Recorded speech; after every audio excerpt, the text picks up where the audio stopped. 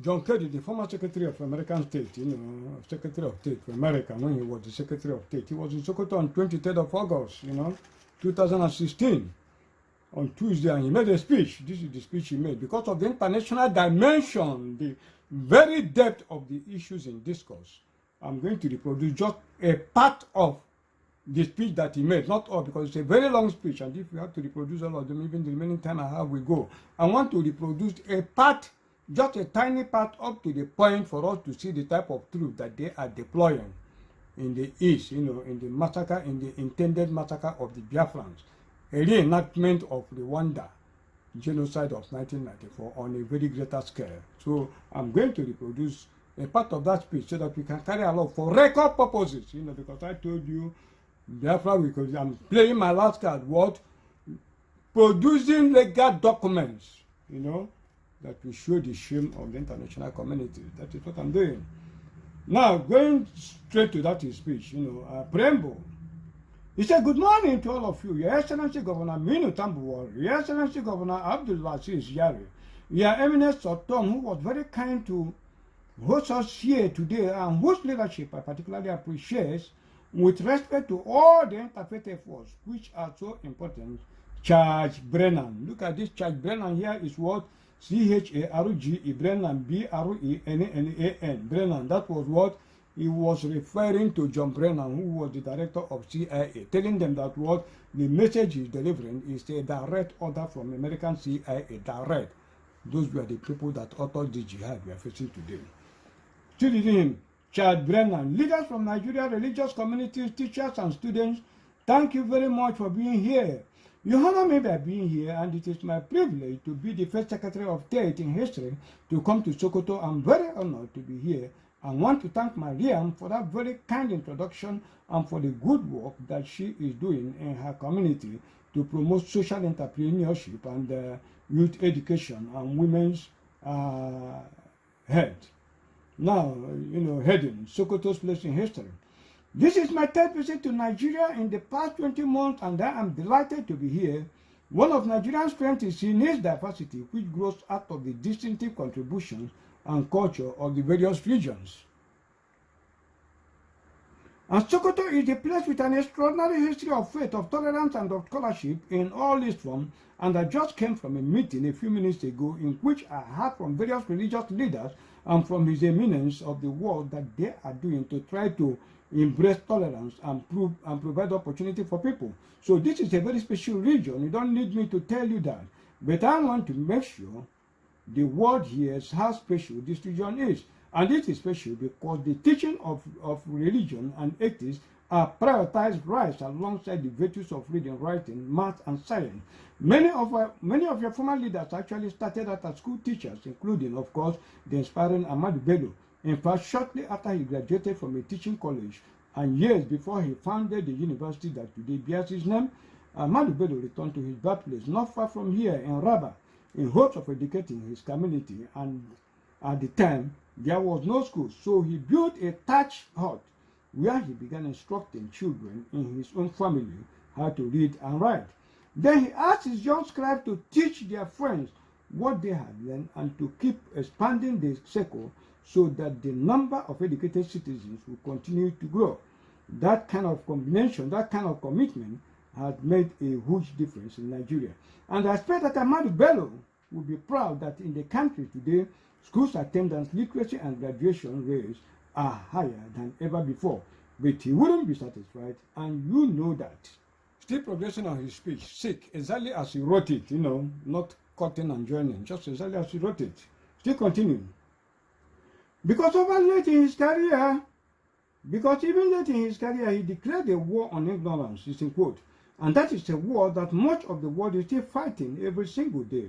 Way beyond Nigeria, the reason is that to some people in this world, knowledge is not a goal to be pursued, but rather it is an enemy to be destroyed. Another subheading, impact on insurgency. As everyone in this room will know, in its quest to destroy knowledge, the terrorist group Boko Haram has killed more than 20,000 people, displaced more than 2 million people, and flung some even million, and plucked some 7 million Nigerians into hunger, thirst, and desperate need. On Sunday, they descended into a small village near Chibok in the middle of the night, looting every home that they saw, and then they took food and livestock before burning those homes to the ground. They killed 10 people that night and abducted 13 other women and children, adding to the thousands of other victims, including the hundreds of girls of Chibok girls who were abducted more than 2 years ago. Boko Haram boasts no agenda other than to murder teachers, bomb booths, kidnap students, rape women and girls, and slaughter innocent people, most of whom are Muslims. It has a complete and total disrespect for life, the opposite of every religion. It has a complete nihilistic view of the world. It fears knowledge, it fears education, it fears tolerance. In the past 2 years, it has used more than 100 women and girls to carry out suicide attacks. They actually teach girls how to hold a bomb under their armpits so that the explosive remains steady.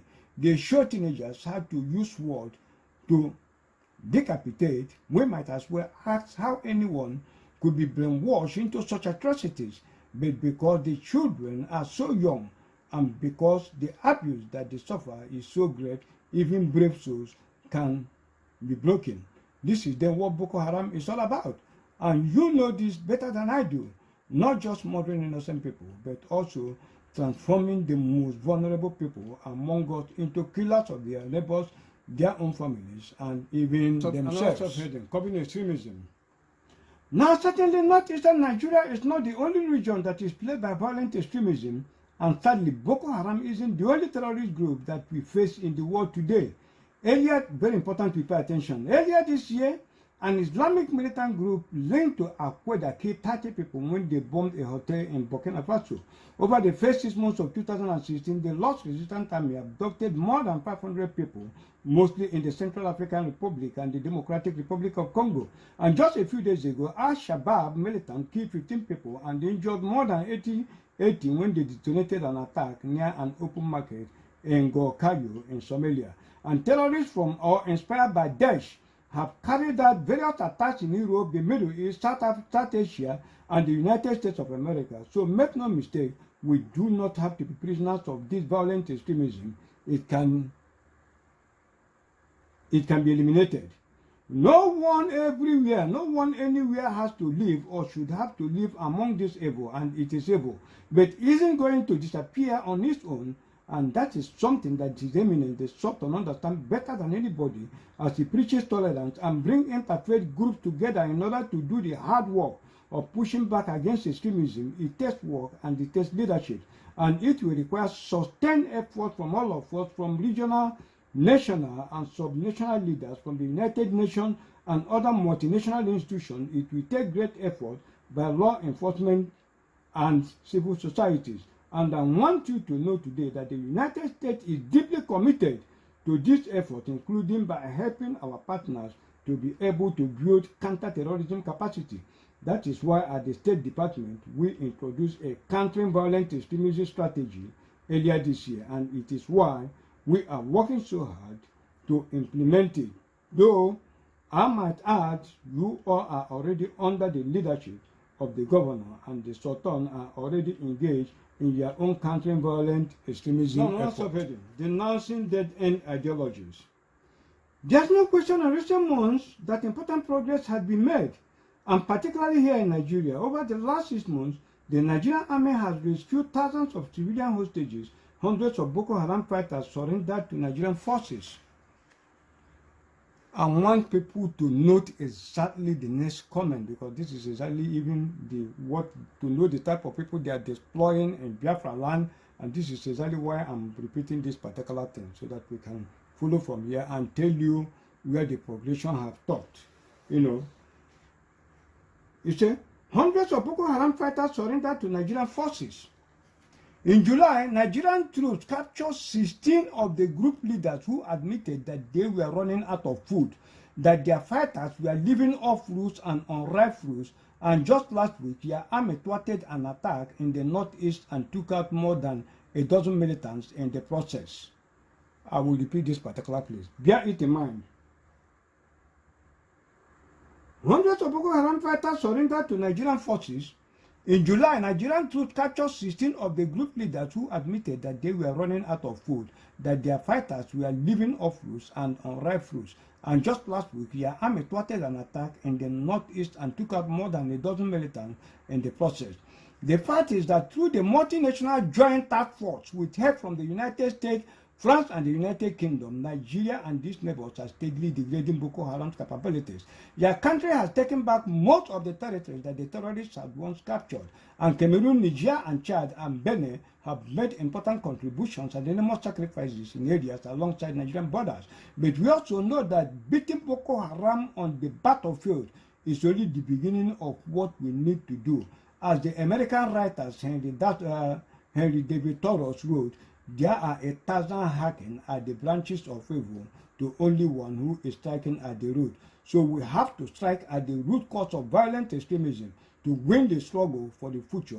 Nations need to do more than just denounce bankrupt dead-end ideologies that the terrorists support. They also have to offer their their citizens an alternative that is better than offers, that offers hope, that actually delivers on his promises. You heard what he said? You heard what he said? As the American writer Henry David Thoreau wrote, there are 1,000 hacking at the branches of evil to only one who is striking at the root. So we have to strike at the root cause of what? Violent extremism to win the struggle for the future. Nations need to do more than just denounce bankrupt dead-end ideologies. Do you know violent extremism is what? The Biafra. That is exactly what they mean. I'm still coming. So what they are doing, what? They want to do what? They want to attack the root cause. Particularly the evil what? That is the stage we are now. Destruction of the evil race. But let me just come. Remember the date? It was written on what? August 2016. Bear it in mind, you know, as I read the decode of what I wrote then up to a particular place, then I bring it to the present reality of what we are seeing today. As long as this three-headed candle is burning, Nigeria is being destroyed regularly, as I told you. So it's very important, you know, I have to read just only the first 2 pages, you know, of the decode that I did in 2016 on this word, on the program they are running today, exactly what they are running today, that they would have carried out in 2016, but the election of President Trump interrupted what they are doing. This is exactly the same thing that they are following. I wrote this 2016, so I'm not going to call Obama former president. I'm still going to call him President John Kerry, Secretary of State, so that we can understand the actual, really situate it and understand it better. So the first 2 pages, you know, let me just read it, you know, to decode the part that I read to you, just first 2 pages. This is my write-up, you know. It is very important the whole world through this edition see how the Democratic Party-led government of the United States of America has been committing inhuman attacks and other subversive acts against humanity. They are back in power today, so they are running it.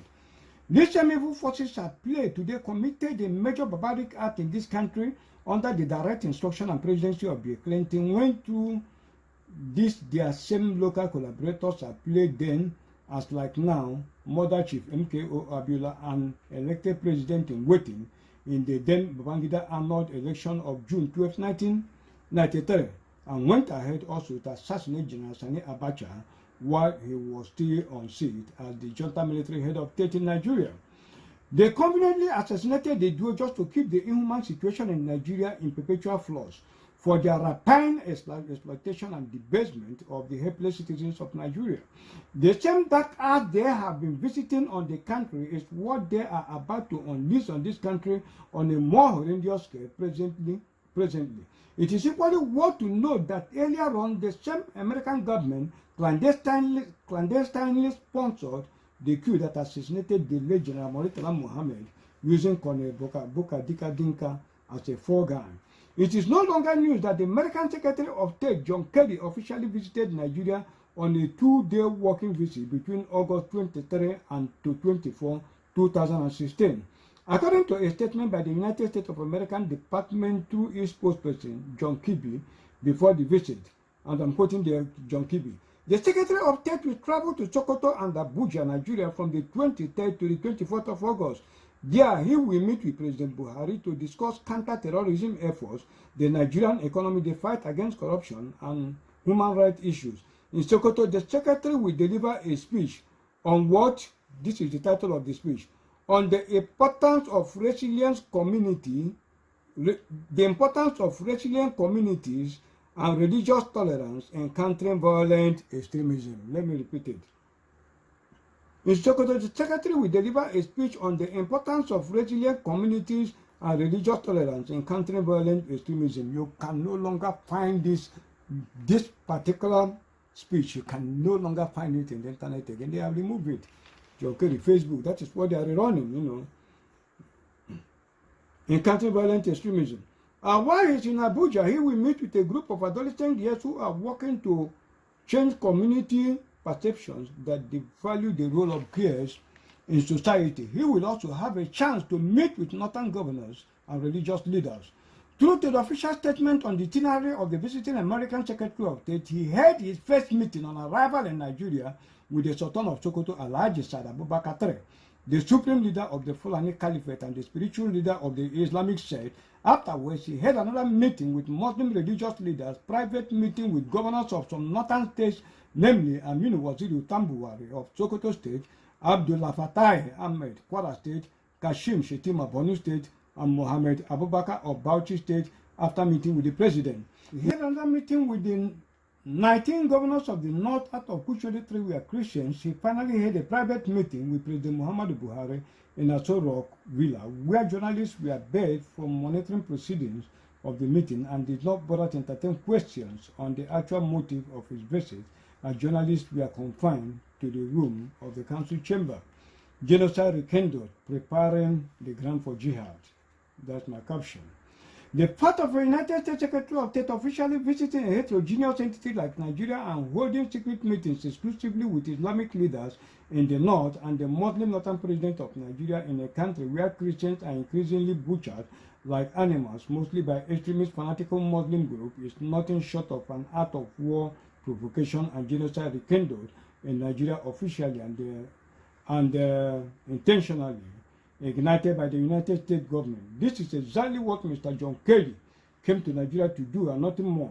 All those bad adults of letter visit and conversation with the science and technology, engineering and mathematics gears and so on and so forth, and other long speeches and maneuvers were nothing but to cover his dear motive to Nigeria, which is to deliver the coded speech on the importance of resilient communities and religious tolerance and countering violent extremism. That was a call for jihad against the Christians of Nigeria, especially against the people of the old eastern Nigeria. It is the same coded message as contained in the U.S. terror alert for Nigeria, written by the same people. Operational direct order to their various laundered hidden terrorists and assassins who had been informed earlier to look out for this speech to get their operational command, which was why it was given prominence in the itinerary of the U.S. Secretary of State in Nigeria. Now we are going to look at the background and foundation of the United States government under Barack Obama led before even John Kerry became U.S. Secretary of State to understand the purpose and intent of this visit. I want the whole world to notice what I'm saying, you know. In May 2010, during the tenure of former President Goodluck Ebele Jonathan's administration, U.S. envoy Jacob Lewy came to Nigeria on a comprehensive tour of northern Nigeria, where he met with various Muslim leaders in the north of course, like the visit of U.S. Secretary of State John Kerry. He never met with any Christian organization throughout his visit then in Nigeria. He met with the then President Goodluck Ebele Jonathan and other senior members of the Nigerian parliament. He was also in Kano State, where he reviewed the U.S. Health and Food Security Program. Like in this John Kerry's visit to Sokoto State, although the announced topic for the discussion in 2010 when U.S. envoy Jacob Lew came to northern Nigeria were polio eradication measures, women's health issues, HIV/AIDS prevention and treatment program, and interfaith violence prevention. Like in this latest U.S. Secretary John Kerry's visit, findings then revealed that the actual intent for the visit was to build bridges of understanding between Obama's presidency and the Muslim communities all over the world, as Obama was reaching out to them all over the globe, ostensibly to use the religion and these faithful to pursue sinister objectives all over the world, as represented in the vision and ideas of members of the New World Order led by the Supreme Antichrist, the monster who will enslave the world when he emerges.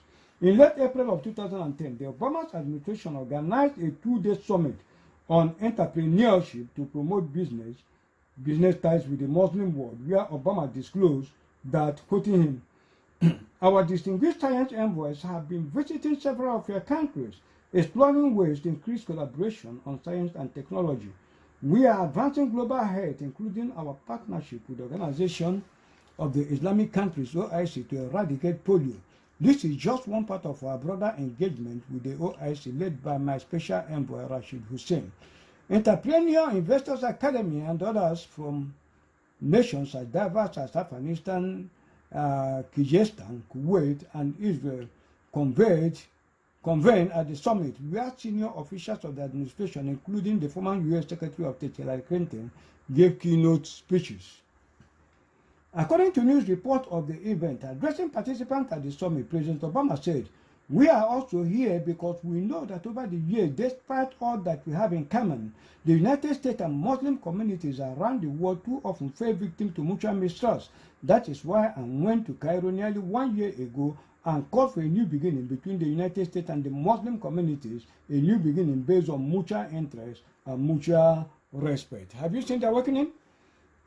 Going further, he stated, "I knew that this vision will not be fulfilled in a single year or even several years, but I knew we had to begin and that all of us have responsibilities to fulfill."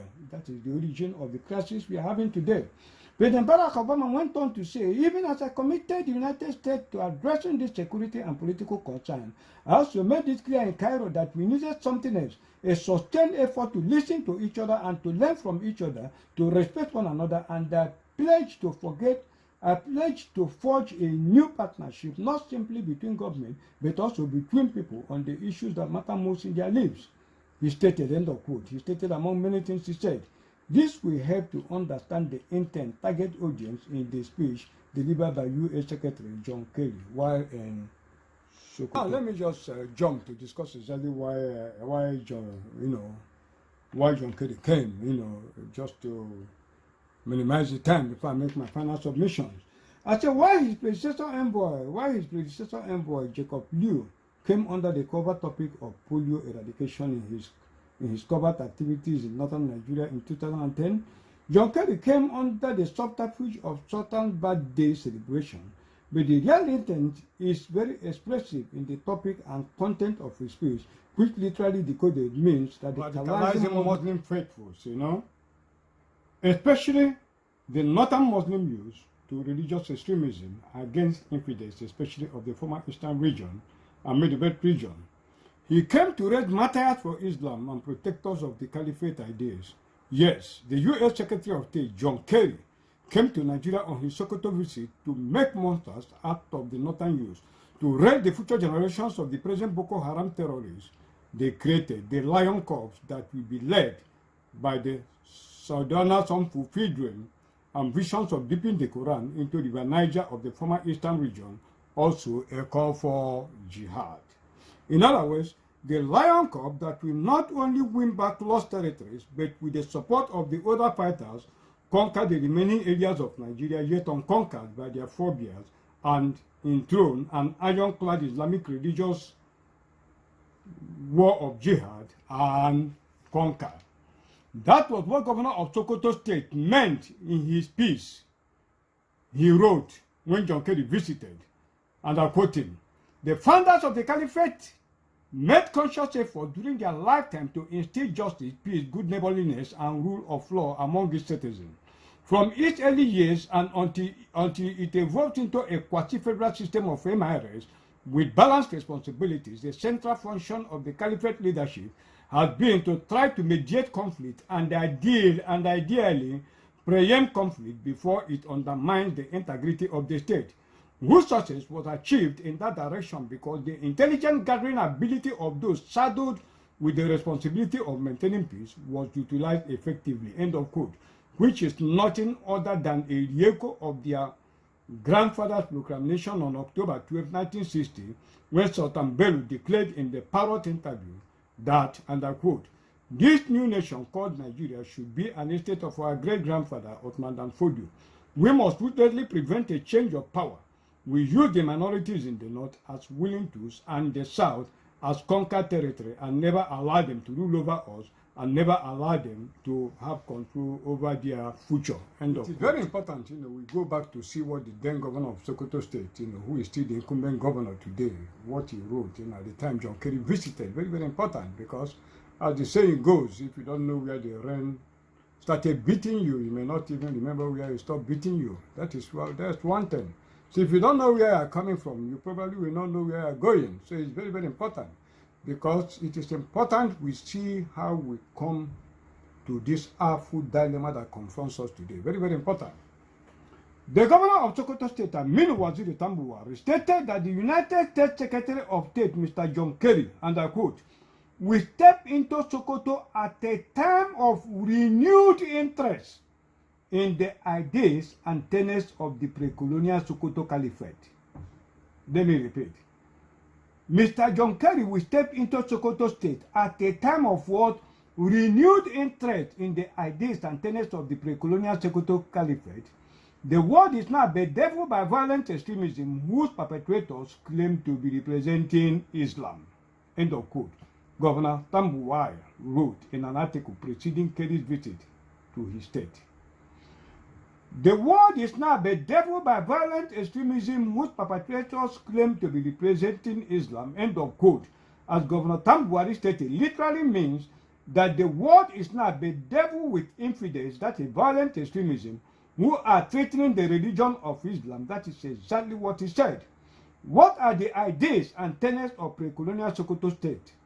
Very important, that shows the real face of Bill Clinton through Obama, of Obama through John Kerry, and the real face of the overall interest they represent, which is interest and agenda of the court of the Antichrist New World Order of October, of one world government.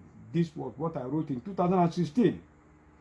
The ideal and tenets of pre-colonial Sokoto State was the ambition and tenacity of the legendary jihad commander Othman Dan Fodio, expansionist drive through jihad in the 19th century from Daura and Katsina State, waged religious war against the Hausa community and other minority tribes in the north, conquered the Hausas, and made Sokoto State the seat of power of the caliphate.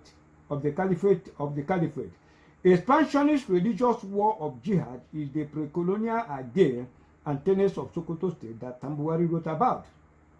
Quote, Secretary Kerry will step into Sokoto at a time of renewed interest in the ideas and tenets of the pre-colonial Sokoto caliphate. End of quote. Renewed interest. Whose interest and who is to renew? Which is what? Mutual interest in the shared vision of addressing the security and political situation in Nigeria, particularly near the world, between the court of the New World Order represented by President Obama, using the title of American presidency as cover, and the Muslim communities in Nigeria on the one hand, and between the same American forces and the Muslim communities worldwide, meaning revival of the Caliphate dynasty and the expansionist religious drive and conquer through jihad that had previously been what? Dealt a dead blow before now. What is this man actually doing? Some people may ask. I am doing what? I am showing you the unseen forces behind the present debacle that confronts us today. I've already told you in early editions about the what? The plan of Western nations to do what? To destroy Africa and take over, to destroy the Biafrans and take over Africa. They want to start from the Biafrans, extermination of the Biafrans, and gradually from the Biafrans, they will do what? Gradual takeover of Africa. Like I told you, this game they are playing of the Fulani, Yoruba, and all these alliances and all that. When they use that combination to exterminate the Biafrans, they will do what? They will face the Yorubas. After exterminating the Yoruba, the Hausas are already gone. The other people are already gone. Then the white race will do what? They will exterminate the Fulani. Go and look at all over Africa. There is crisis everywhere. That is exactly what they are engineering. So I started to lay this foundation so that the people will really understand the forces, the unseen forces that we are facing. And that is what they use that Trojan horse, IPOP, to deceive the people, to push up the people from seeing their real enemies. Like I told you, the Fulanis are not actually the people we are fighting. I told you they are front for the world, for the Western people. Like the Biafrans for themselves, their worst internal enemies are the Yoruba. But they don't know. They are using IPOP so that through IPOP, the people will not be able to realize the awful dilemma that confronts them and do what? And seek for the real solution that will extricate them from this problem.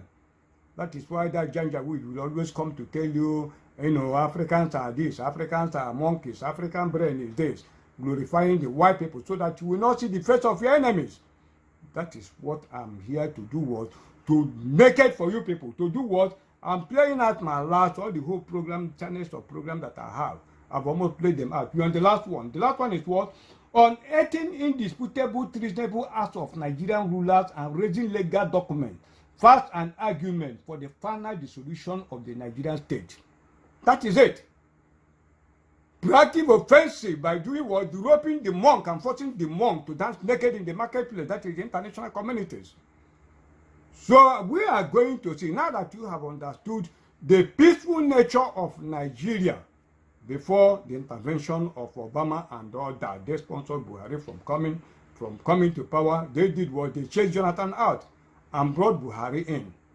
You understand me? So people should see this, that whatever is happening today is being what? Championed by the Americans, the British, French people, and other Western nations, including China. That is what we are facing today. So that whatever happens, these negative forces are the what? They are the people that should be held very, very responsible.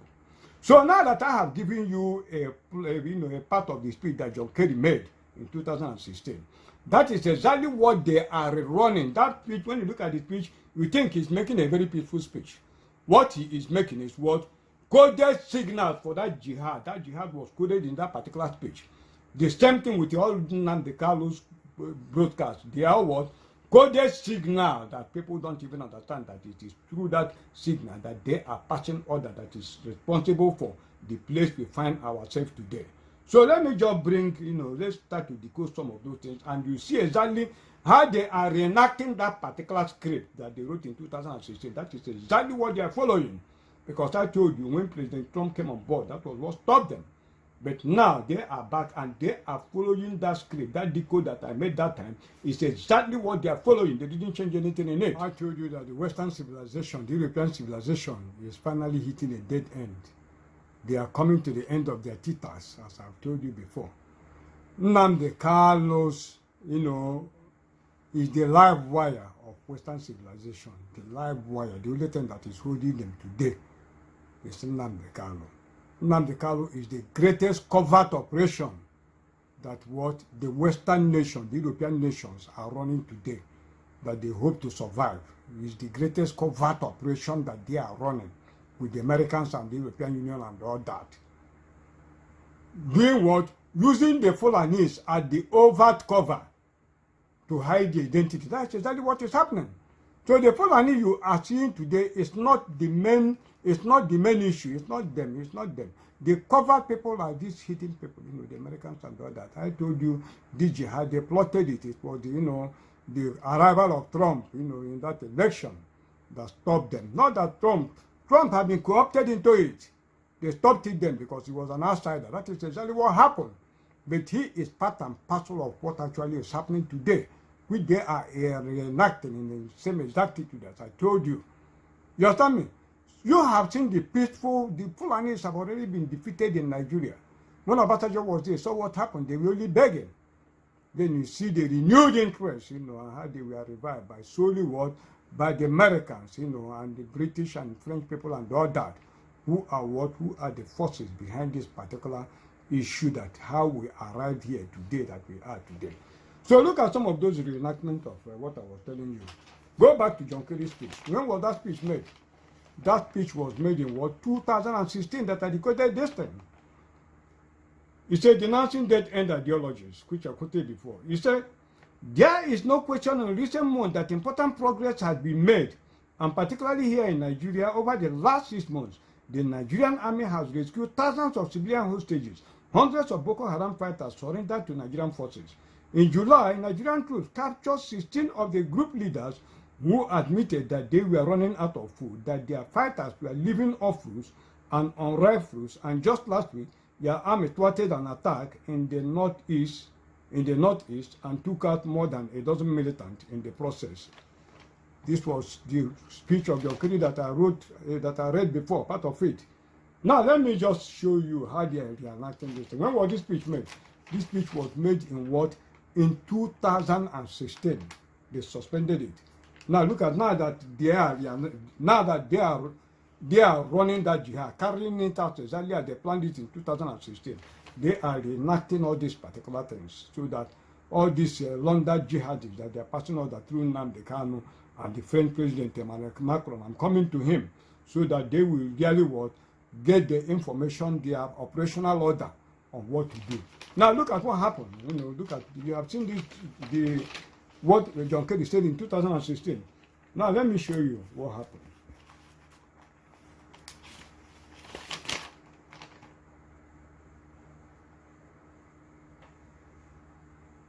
Now let's go back to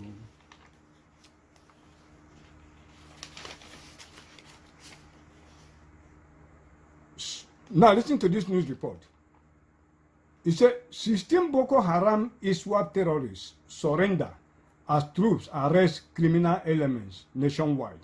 This is Vanguard of November 8, 2019, when they are running this thing. When did John Kerry make this speech? That was in 2016. Now they have been reenacting those stages, you know, for their terrorists, London terrorists to, you know, really carry on the operation that was plotted in that 2016. That's exactly what is happening. Most of these messages I preached them before, but our people don't hear. You know, that's why I'm repeating some of these messages. They're all in my past messages, but they don't listen and they don't really care. Up to today, as I'm talking today, it's not, if I'm going to start with the Igbos, for instance, it's not up to 2 Igbo people that actually know the implication, the real situation that we are confronted with today. It's not even up to 2. When you come to Biafrans, it's not even up to 3 Biafrans that know exactly what actually the situation we are confronted with today. They think it's a joke. That's the point. Now look at the report, you know, of the Vanguard I'm telling you about. You know, when was it? Call it ending of November, ending of the year. Vanguard of November 8, 2019. 16 Boko Haram ISWAP terrorists surrender as troops arrest criminal elements nationwide. The same number that John Kerry did what John Kerry said in his speech. That is how the Nnamdi Kanu speeches are coded, the same way. He said, in continuation of clearance operation against terrorists in northeast and criminal elements in other parts of Nigeria, troop bombardments have resulted in 16 Boko Haram and ISWAP terrorists surrendering. Making the disclosure in Abuja on Friday, Deputy Director Army Public Relations, Colonel Aminu Iliyasu, this man now is in Biafra land with all these terrorist Boko Haram commanders that they have laundered in different places. They are the people that are committing all the atrocities that you see happening in the southeast, south, and every other where they have earmarked to eliminate the people. It's a public, making the disclosure in Abuja on Friday, Deputy Director Army Public Relations, Colonel Aminu Ilyas, said troops also intercepted and arrested several Boko Haram logistics suppliers and informants in northeast, as well as they eliminated some bandits and other criminal elements in the northwest and other parts of the nation. The army said on 1st November 2019, for instance, 16 insurgents, along with 8 of their spouses who could no longer bear the heat from the onslaught against them, surrendered to the relentless troops of Sector 1 Multinational Joint Task Force at Fotokol. Subsequently, the surrendered insurgents were later handed over to troops of 3 battalion men at Gambazu, Ngala, a border town northeast of Borno State. During preliminary interrogation and profiling, they confessed to have actively participated in attacks conducted against both military and civilian targets at various times.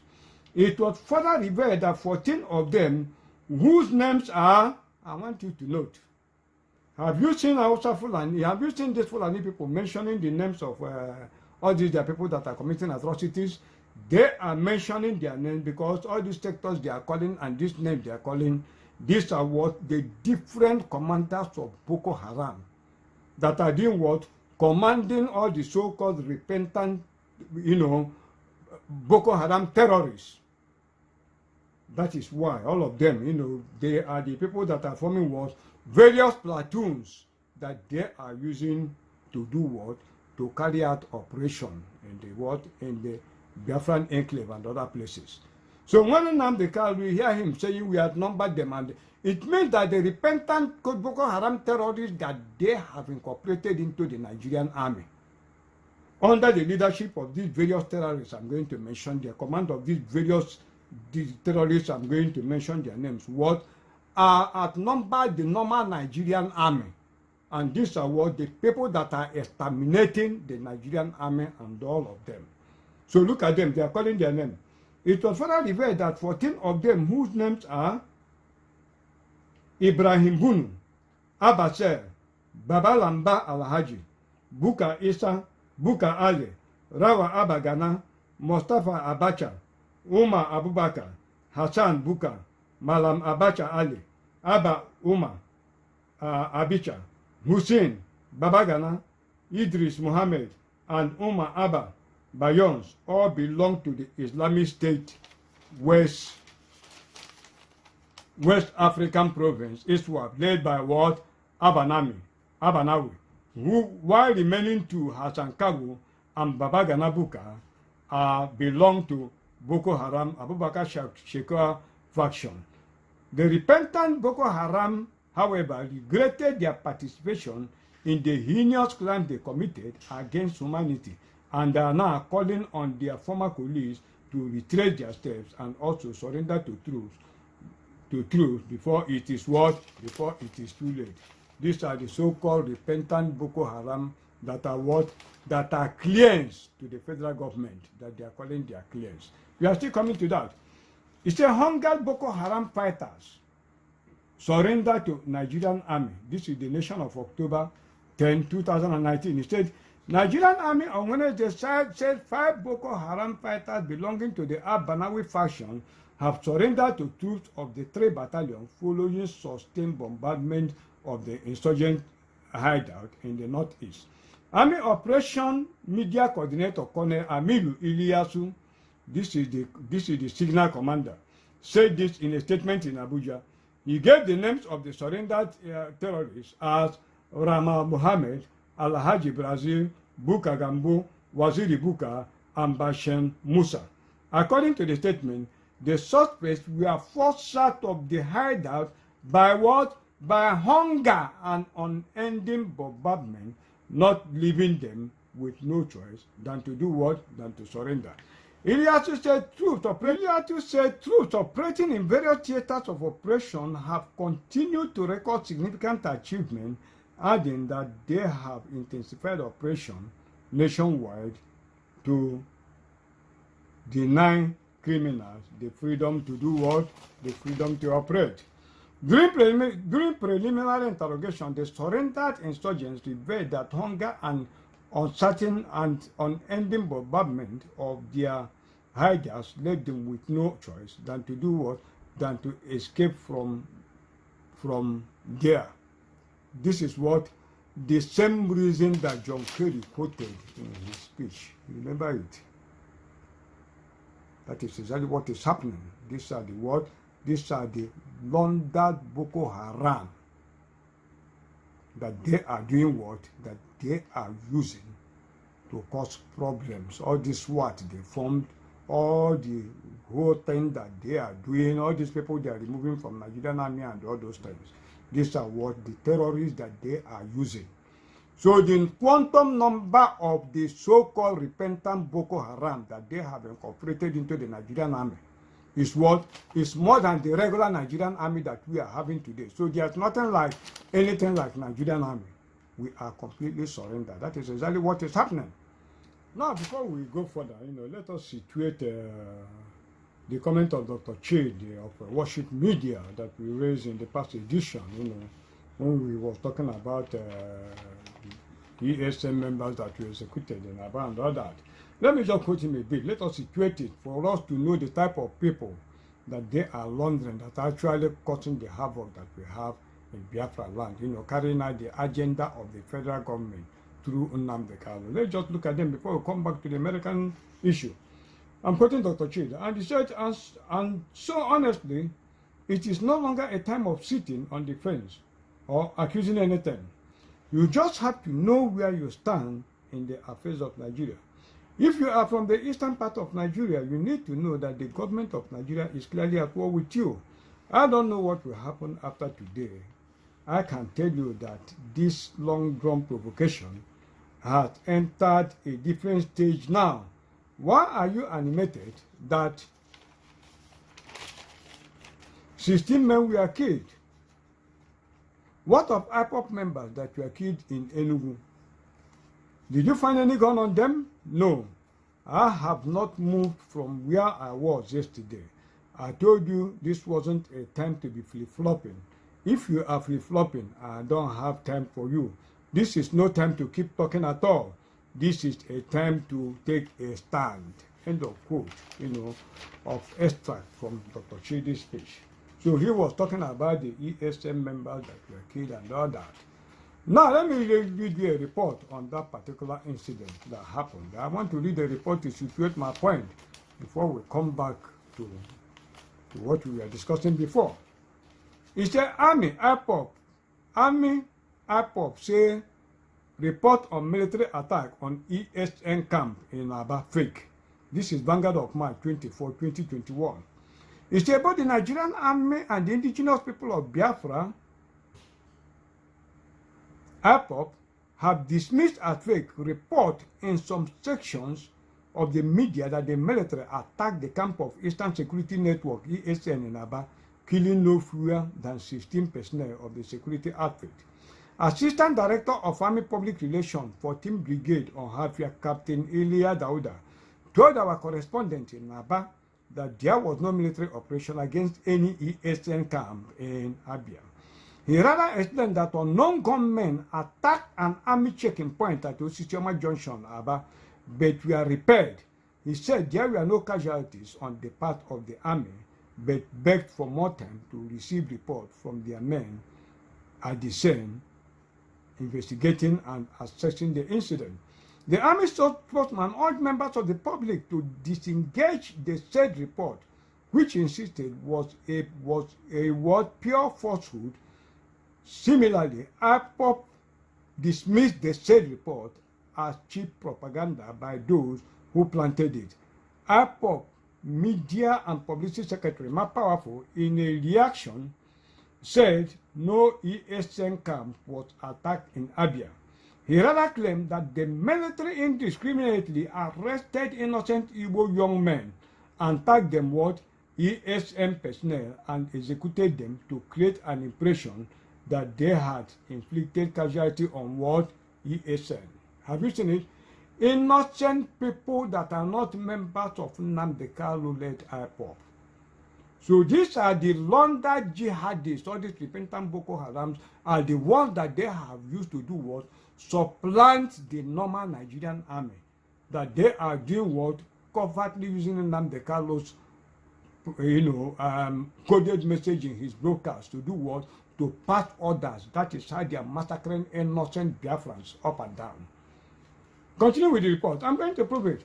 Powerful said ESN was formidable and could not be easily dislodged by the Nigerian security agencies, adding that the outfit is in the forest to get rid of terrorists. That is it. So by the time they finish killing people in the town, that is when they will come out of the so-called forest. And these so-called unknown gunmen are no other people than terrorists that are working for the Western powers and for Nigerian government. That is what they are doing, using Nnamdi Kanu to pass the order and killing our people. That was how they killed Ikonso, their commander, through the order that was passed by Nnamdi Kanu. And I have to prove that before we can do any other thing and go back to the Americans. But let me conclude this report. He said they gathered innocent people last night and tagged them ESN operatives, let them tell the world which ESN camp they attacked. Nigerian soldiers in their normal ways removed some young men's clothes and saw marks on their body. Then they arrested and tagged them, IPOP and ESN members. But in a swift response, Captain Daudu denied any involvement of the military in the allegation, saying it was concocted to do what whip up sentiment. He said the alleged photos of corpses in the said story were photoshopped, insisting that the military did not carry out any military operation in any part of Abia. IPOP, which explained that Mark is one of the customs of Igbo land, said Nigerian army must stop killing innocent people and tagging them IPOP and ESN operatives. Powerful said the preoccupation of ESN is to safeguard the entire Biafra land against conquest by what? Rampaging terrorists and bandits. Have you seen what is happening? There is no even record of these people that were killed. Nigerian army they denied it, and that is how millions of our people have been eliminated. Through what? Through the Trojan horse that they are using, which is Nnamdi Kanu. Now, I said exclusive military storms on nature create many roadblocks in search of ESN rampaging gunmen. This is what Sahara Reporters of March 23, 2021. It said there is a heavy military presence currently in some parts of Onitsha, Anambra State, as troops of the Nigerian military have been deployed to arrest Eastern Security Network operatives who have been alleged to be the rampaging gunmen wreaking havoc in the state under the subterfuge of unknown gunmen and the Eastern Security Network and IPOP or under Nnamdi Kanu. They are doing what? They are wiping out the Igbo race. That is exactly what they are doing. The Sahara Reporters learned that the military personnel were sighted on Monday evening on Afani Road, Upper Iweka in Onitsha and in Onitsha Owerri Road with roadblocks for possible stop and search. Only last week, rampaging gunmen attacked some police stations in the state, killing policemen and cutting away heavy arms and ammunition from police stations. There is no need to continue with this report. One question arises. Why is the police and the army not publishing the names of the officers that were killed? They tell you ESN is executing police or non-government. You understand me? This is exactly what they are running. I'm just coming to tell you what they are running. They pushing certain officers, Biafran officers in the army, they take them to the north and they all killed by the so-called Boko Haram. They cannot defeat Boko Haram. Boko Haram have done what? They were not able to catch Shekau. And Boko Haram have done what? Boko Haram have reunited terrorist organization. They did not make any impression. But all the attacks is coming down east. Now, why are they not publishing the names of those people that were killed? Why they are not publishing the names of those people that were killed as they are moving the military there to be killed by Boko Haram? Then the remaining Biafrans that remained in the police force and all this internal security within our place that may constitute a problem for them. This repentant so-called Boko Haram that they have used to displace our people in the army and all that, they are the people going about killing all these police officers that are attributed to unknown gunmen. Let them tell you the identity of those that are killing. You will find out that those that are being killed are what? Are Biafrans. That is why they are not releasing the names. Just as they cannot give you the names of Nigerian soldiers that are being killed in the north in the guise of fighting Boko Haram, because they are Christians and Biafrans. It's exactly the same reason why they are not giving you the names of officers that are said to have been killed by the so-called unknown gunmen in the world in Biafra land. So you want to tell me that Biafrans are going on killing their own brothers? Let them publish the name. They cannot publish the names. Let me give you an instance. Revered identity of one of 4 police officers killed by unknown gunmen in Enugu. This is Sahara Reporters of May 28, 2021. He said Inspector Sunday Fred Onoga had been identified as one of the policemen killed by unknown gunmen in Enugu State. Sahara Reporters has reported how the gunmen in the early hours of Tuesday attacked Iwolo Police Division in Ezago local government area of the state, killing 4 officers.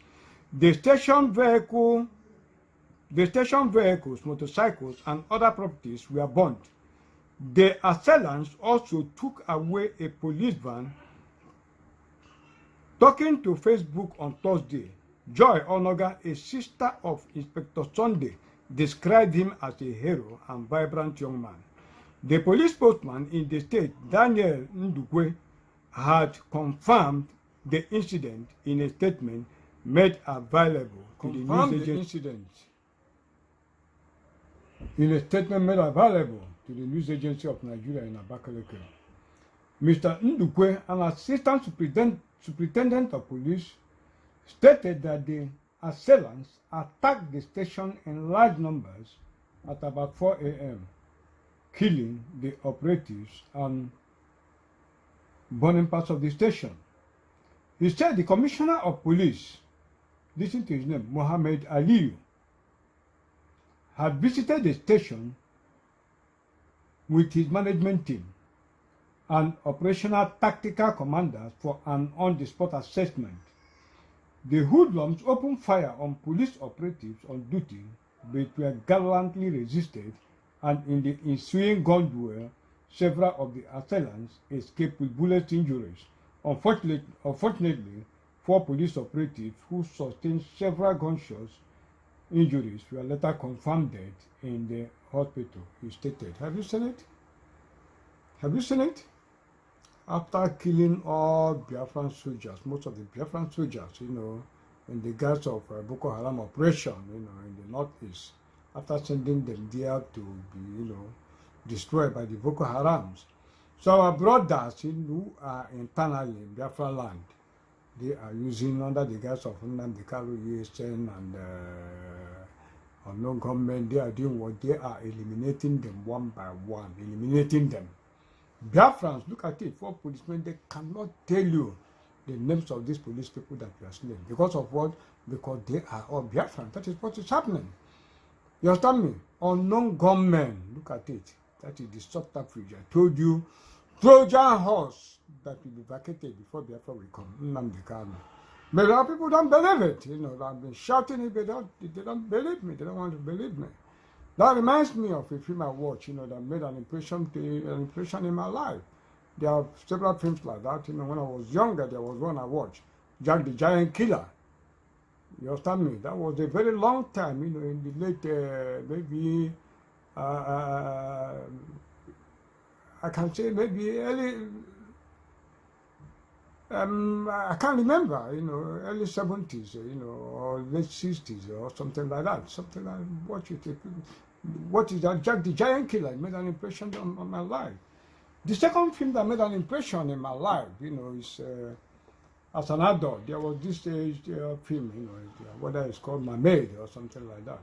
There was this man who saw a beautiful mermaid came out of the water. He saw her as a mermaid, with fins and all that, like a fish coming out of the river. And then on coming, she changed to a normal human being. This man had, mixed with people, and people never believed it. This man had a hard time trying to prove that that beautiful lady is a mermaid. Nobody wanted to believe him. Something like this. The mermaid was something like this. Nobody believed him. It took the man a very long time before eventually the eyes of the people were open and they really believed the man. When the girl couldn't hide it again, she had to change to what she is. And then people became wiser. Sunday Fred Onoja, a Biafran. Yet 4 were killed. Yet the police cannot release the name of the last 3 that were killed.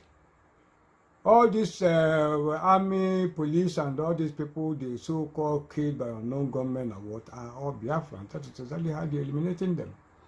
They talked about IPOP members that were killed and all that. Like they said the army were claiming that we are, ESN operatives and all that.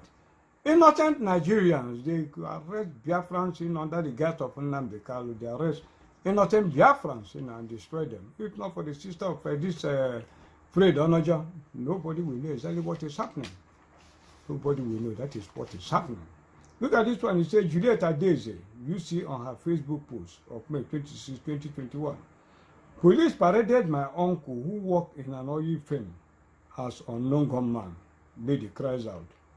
Quote, my beloved uncle is innocent. He came back yesterday from Bonny Island with his family because of his late father-in-law's burial that we hold on Friday, 28 May 2021. He is responsible and works in an oil company. He came to work early hours of today to buy something and was arrested and paraded as unknown gunman. That is exactly what they are doing. How they are doing what? Eliminating Biafrans. You know, people are still waiting for when the war will start. But they are doing what? Eliminating all the young boys and young girls we have, the beautiful ones. They kidnap them and take them to Sokoto. Forever and ever, you will not see them again. That is what they are doing. Under that what? Under that triple agent that is called Nnamdi Kanu. I've told you the spinosity of that Jackson chameleon. By the time you start to unravel the characteristics of this evil man, everybody will run away. He worked for the American CIA. He worked for the British M16. He worked for the federal government. He worked for the Yoruba interests. Only him. The person is called Nnamdi Kanu. And I will use the consul's death to demonstrate exactly how Nnamdi Kanu has been setting our people up and destroying our people. All the whole Eastern governors are backing Nnamdi Kanu. All of them, because they are all blackmailed to support Nnamdi Kanu. By what? By the covert agents, you know, the white race, you know, the Americans and the federal government. All the whole top politicians, they are what? All of them, they are backing Nnamdi Kanu. There's nothing like quarrel between Nnamdi Kanu and the federal government. He is their greatest client. Forget about all these things you see and all that and all that. I will show you how Nnamdi Kanu have been eliminating, through him, they have been eliminating millions of Biafrans. All these IPOP members, I'm going to show you how they are going to kill all of them. Through their Twitters and all of them. They are taking their identities and they are doing what? Destroying all of them. I will show you graphically how Ikonso was set up. By what? By Nnamdi Kanu himself, the commander-in-chief of the so-called IPOP. He set Ikonso up.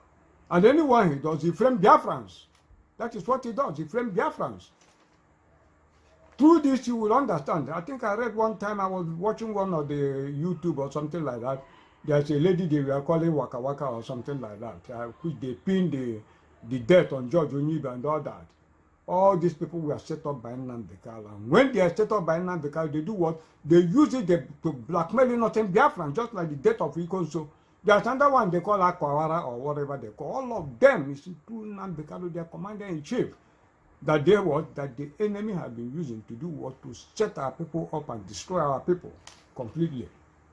I do not know whether he was the one that set up the so-called Waka Waka or something like that. I don't know whether Nnamdi Kanu was the one, but I will use Ikonso's death to demonstrate to you how Nnamdi Kanu has been eliminating credible Biafrans, you know, to make it possible for the Fulanis to do what? To dip the Quran into the Atlantic Ocean. I will use Ikonso's death. Let me show you, then first and foremost, let us listen to the praises he was giving to the so-called Ikonso or something like that. Go back to Nnamdi Kanu's broadcast of 27th of April 2021. Let me just play it to you. You see how he was praising Ikonso or something like that. Then, before I show you how he set Ikonso up to be murdered. AK-47, more pump action. Do you think it's going to stop anybody? The more pump action you bring, the more AK you bring, the more you supply the army of God. I'm working in Ebony. There's fire everywhere. See Ikonso, where he is now. He's looking and he's enjoying the view. Nigeria will remember who Ikonso is. The whole world will. By the time we are done, every child, even those of them in asking their parents, Daddy, what is Ikonso? What does it mean? Then their parents will tell them it is the Holy Grail. The Holy Grail. If you don't know, let me tell you. The Holy Grail. The chalice with which they claim, as legend has it, the blood of Jesus was collected from the cross of Calvary. That's the man's name, Ikonso. The Holy Chalice. The Holy Grail itself. That's the man you killed. You have murdered sleep. You don't know that before? After this, if you, every ESN commander will sleep in their house. After this episode, if you see an IPOB or a commander and you, in fact, you buy the person chocolate. I know there's no chocolate. You go and look for chocolate to buy the person. Now you will understand. We'll bury him with 2,000 heads. Allegedly, so 2,000 heads. Up, I believe it's only 100. We'll bury him with 2,000 heads. Ikonso, if you don't know. Now you know. Usually, one Nigeria. All of you are there idiotically. Bring your BVI and all of you will queue up in the sun. Did you hear what Nnamdi Kanu said? He said, Okwako na-erebe niile n'abalị a. Ka m jugodo ajụjụ a. Nigeria will remember who Ikonso is. The whole world will. By the time we are done, every child, even those of them that are in Hungary, will be asking their parents, Ikonso, what does it mean? Then their parents will tell them, he is what? He is the Holy Grail. The Holy Grail. If you don't know, let me tell you. The Holy Grail, as legend has it, the blood of Jesus was collected from the cross of Calvary. That is the man's name, Ikonso. The Holy Grail is dead. That is the man you killed. You have murdered sleep. You don't know that before? After this episode, we will bury him with 2,000 heads. Oba of Benin is only 100. We will bury him with 2,000 heads. Now you know. That is what Nnamdi Kanu said. Before I go on to comment on it, let me play another video for you. Let me play another of his broadcast. I hope the whole world is listening. Now, I want you to listen to this extract, from Nnamdi Kanu's broadcast of 3rd May 2021. Let me just play it for you.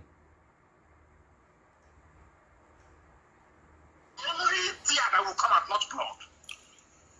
For very many years, they were killing us. Nobody was saying anything. They kept killing us. They went to MNN in Sunday night, DSS. When Fulani was attacking Nimbo, also one, DSS did not go to stop them. DSS never blocked any Fulani Janjaweed terrorists. Never. It's only us. They came to MNN to come and kill us because we're asking for freedom. The same thing that Azikiwe asked for, Awolo asked for, Tafawa Balewa asked for, Ahmadu Bello asked for. Nobody killed them. That we're asking for, and you want to kill us, and you want us to fold our hands while you're killing us every day, and we keep writing letter. That is what killing us every day, and we keep writing letter. That is why anything that they give us, they will receive it twice, double. They'll get it up. I said I will bury Ikonso with 2,000 heads of army and police, and it's going to happen. God punish them. Thank you very much for your call. The caller on the line, can you hear me? Now, have you seen what I'm saying? We bury Ikonso with 2,000 heads of police and army. Have you seen it? 2,000 heads of police and army are 2,000 heads of Biafrans. Biafrans that are in the police and in the military, in Biafra land, to eliminate them. That is the meaning of when Nnamdi Kanu will be telling them that we outnumber them. That's exactly what he's saying. We are going to draw them in. What he's telling the terrorists is that the place is empty. He outnumbered them means that the plundered Boko Haram that they have incorporated into the Nigerian army and police is more than the Biafrans that are in Nigerian army and police and the Christians that will fight them, that the whole place is empty. Then is it our custom to bury people with heads? Is it a Igbo custom? It's not Igbo custom, but it's going to bury them with 2,000, which means the whole Igbo land are accomplice to what is happening, because since he made this comment, there has been a tremendous increase in the death of what? In the death of policemen and army people by the so-called what? By the so-called unknown gunmen. Who are what? Who are Fulani terrorists that are eliminating Biafran officers. And I told you that this thing is encoded into the larger speech of John Kerry, where the jihad was actually plotted in the speech he made in 2016, and that is the script he's following. So he must mention Zeke or Ahmadu Bello for them to do what? For them to understand that it is order that must be obeyed. That is exactly what is happening. Now you have seen all these praises on Ikonso and all that, and it is on the strength of these killings that we are where we are today. That the federal government, they have used that opportunity to do what? To come and eliminate the whole Biafrans. That is exactly where we are today. Now he's telling you the army come. The army have come. Then where is Nnamdi Kanu? Where is he to confront the army in Biafra land? It's nowhere to be found. This is one strong evidence that Nnamdi Kanu is working for the federal government. Not only the federal government, I told you about all this American plot to do what? To take over Africa, starting with the Biafrans by removing the Biafrans and all that. I'm going to elaborate and show you that is exactly where we are. You are going to bury Ikonso with 2,000 heads of army and police. Have you seen it? Biafran army and police. Ask them to publish the names of the people that unknown government has been killing. They cannot. So all these atrocities are what?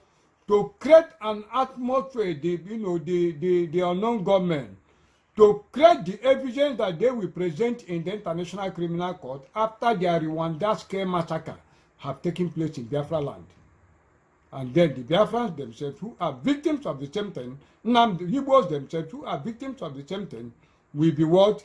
Will now be the criminals that will go and pay penalties and all that. Have you seen it? You saw his comment on Nibu and Uzo1 and all that. Yeah, he's telling the jihadists, he's telling the terrorists to go on the offensive and start attack again. That nothing will stop them, nobody will stop them. The first one they went to, the army stopped them, nothing stopped them and nothing happened. So they should go again and massacre these people. That's exactly what he's saying, but people cannot understand. You saw his reference, he also, the Holy Grail, that the blood of Jesus was collected at the blood at the cross of Calvary. You see it? You see the reference? Have you seen what I'm saying? That reminds us of the scripture we read in Revelation 12, You see it? Go back to verse 15. You say what? And the serpent cast out of his mouth water as a flood after the woman, that he might cause her to be carried away of the flood. That is what? Affliction. Affliction that the dragon cast both on the mother of the man-child and the man-child. If I tell you what I've gone through in this life, nobody will believe me. He said what? And the earth held the woman, and the earth opened her mouth and swallowed up the flood, which the dragon cast out of his mouth. That is help. That is help, divine men, through people of goodwill, to swallow up the flood that was cast by the dragon. You see the reference? See the reference to Jesus from him, Holy Grail? The same thing that is happening that we're talking about. To prove that Nnamdi Kanu is what? The shadow of the dragon. Look at him. He murdered the man he called the Holy Grail. That's exactly what is playing out in the verse that we read. And people are still here, joking. So I told you what? That they are the so-called unknown gunmen. They have finished clearing up our people in they sent to the northeast and all that to be massacred by the Boko Haram. Then now they are looking for, the ones that are in Biafra land and all that. They want to eliminate them. Let me read one news report for you so that you understand what I'm saying. Boko Haram attack. How Borno governor escaped death. This is Punch of September 27, 2020. I want people to watch it. He said Borno State Governor Baba Gama Zulum on Saturday said the situation facing the state was a tough one and the Boko Haram terrorists had an ultimate wish to take over the state and bring it under a sovereign brutal administration. Zulum, whose convoy came under Boko Haram terrorist attack in the Baga area, escaped because he traveled in a military aircraft. You see it? Although the death toll has now risen to 30 persons from an initial 15 reported. Now, let me show you the people that are killed in this thing. The governor did what? He traveled by aircraft. That is how they said they escaped death and all that. But now look at it. In faraway Borno State, who are the victims of that particular terrorist attack? Watch out and see. Let me read another report for you. It says, police reveal names of officers killed in Borno governor's convoy. The Daily Times of 29 September 2020. It said what? The Borno State Commissioner of Police, Bello Makwashi, on Monday listed the names of the security personnel killed by Boko Haram ambush on Saturday when Borno Governor Babagana Zulum visited the command headquarters in Maiduguri, the state capital. During the encounter, I want to name the names of those that lost their lives and paid the supreme price. Makwando said. According to him, the affected officers are what? Mba Matthew. In faraway, we are in faraway Borno State. Mba Matthew, Ibrahim Mohammed, David Jaka, Jerry Joseph, John Baka, Elijah Gwaza, Eheboya Osa Hande, and Nina Aminu. Have you seen it? All of them what? All of them Christians. And most of them are Biafrans. You see it in faraway Borno. In faraway Borno. It said every time Nigeria had learned that the police boss told the governor that the state command had to break the sad news to the families of those in Maiduguri, adding that some were still on their way coming. Meanwhile, the wives of the slain officers have appealed to the governor to support during the trying moments.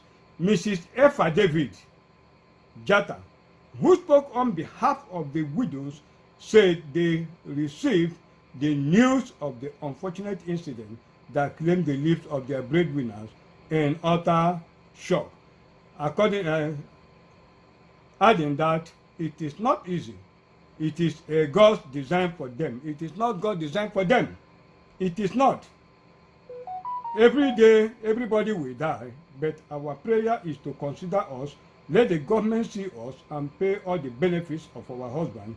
This is all I have to say. Well, let me show us some few reports again before we decode how Nnamdi Kanu betrayed the Gun. So for us to understand the mindset of what the Fulanis are doing, what they are running.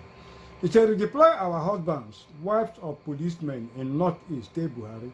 This is Sahara Reporters of March 7, 2020. It said, wives of policemen fighting Boko Haram in the Northeast have asked the Nigerian government to redeploy their husbands from the violent region. The women say their husbands have been abandoned in the region without adequate support. They made their grievances known while protesting in Jos Plateau State. One of the protesters, who gave her name as what Mrs. Gabriel Christian, said, and I'm quoting her, our hearts are troubled.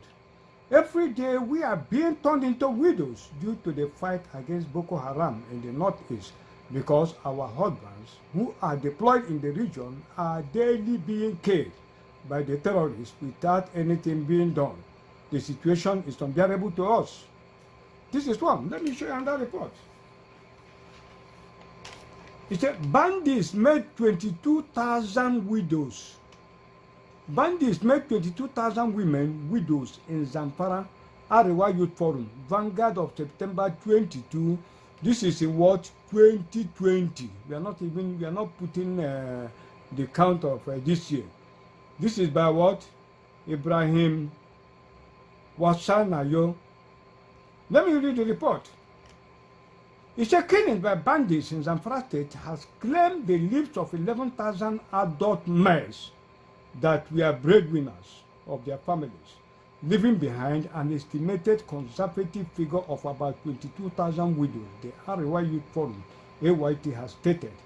Alhaji Gambas Ibrahim Ganjugu, the national president of AYF, in a statement explained that the aftermath of the killings was an estimated conservative figure of 44,000 orphans at an average of 4 children to a deceased person. AYF, he stressed, viewed with great concern the insistent and prevailing security situation in the Northwest, particularly Zamfara State, and decided to, as a matter of utmost urgency, intervene in finding a lasting solution. I'm not going to dwell much into this. After massacring most of the Christian men, and Biafra men in the army, they are now sending the police, the Biafran policemen and others, and the Christian policemen to the north to be massacred by the Boko Haram. Meanwhile, the same terrorists, they are sending them down south, sending them to Biafra land to come and carry on their jihad. Have you seen the widows of the policemen, policewomen? Have you seen it? Then that is exactly what they are doing, after clearing them there. Then the ones that are in Biafra land, that is the so-called unknown gunmen, through Namdekalo, they are slaughtering them. That's exactly what they are doing. Look at it. It said breaking Boko Haram shoot down helicopter. 5 died. This is Nation of November 17, 2020. It said a Nigerian helicopter has been allegedly gunned down by suspected Boko Haram fighters in Borno State. A senior military source told the nation that 5 passengers of the helicopter died in the incident.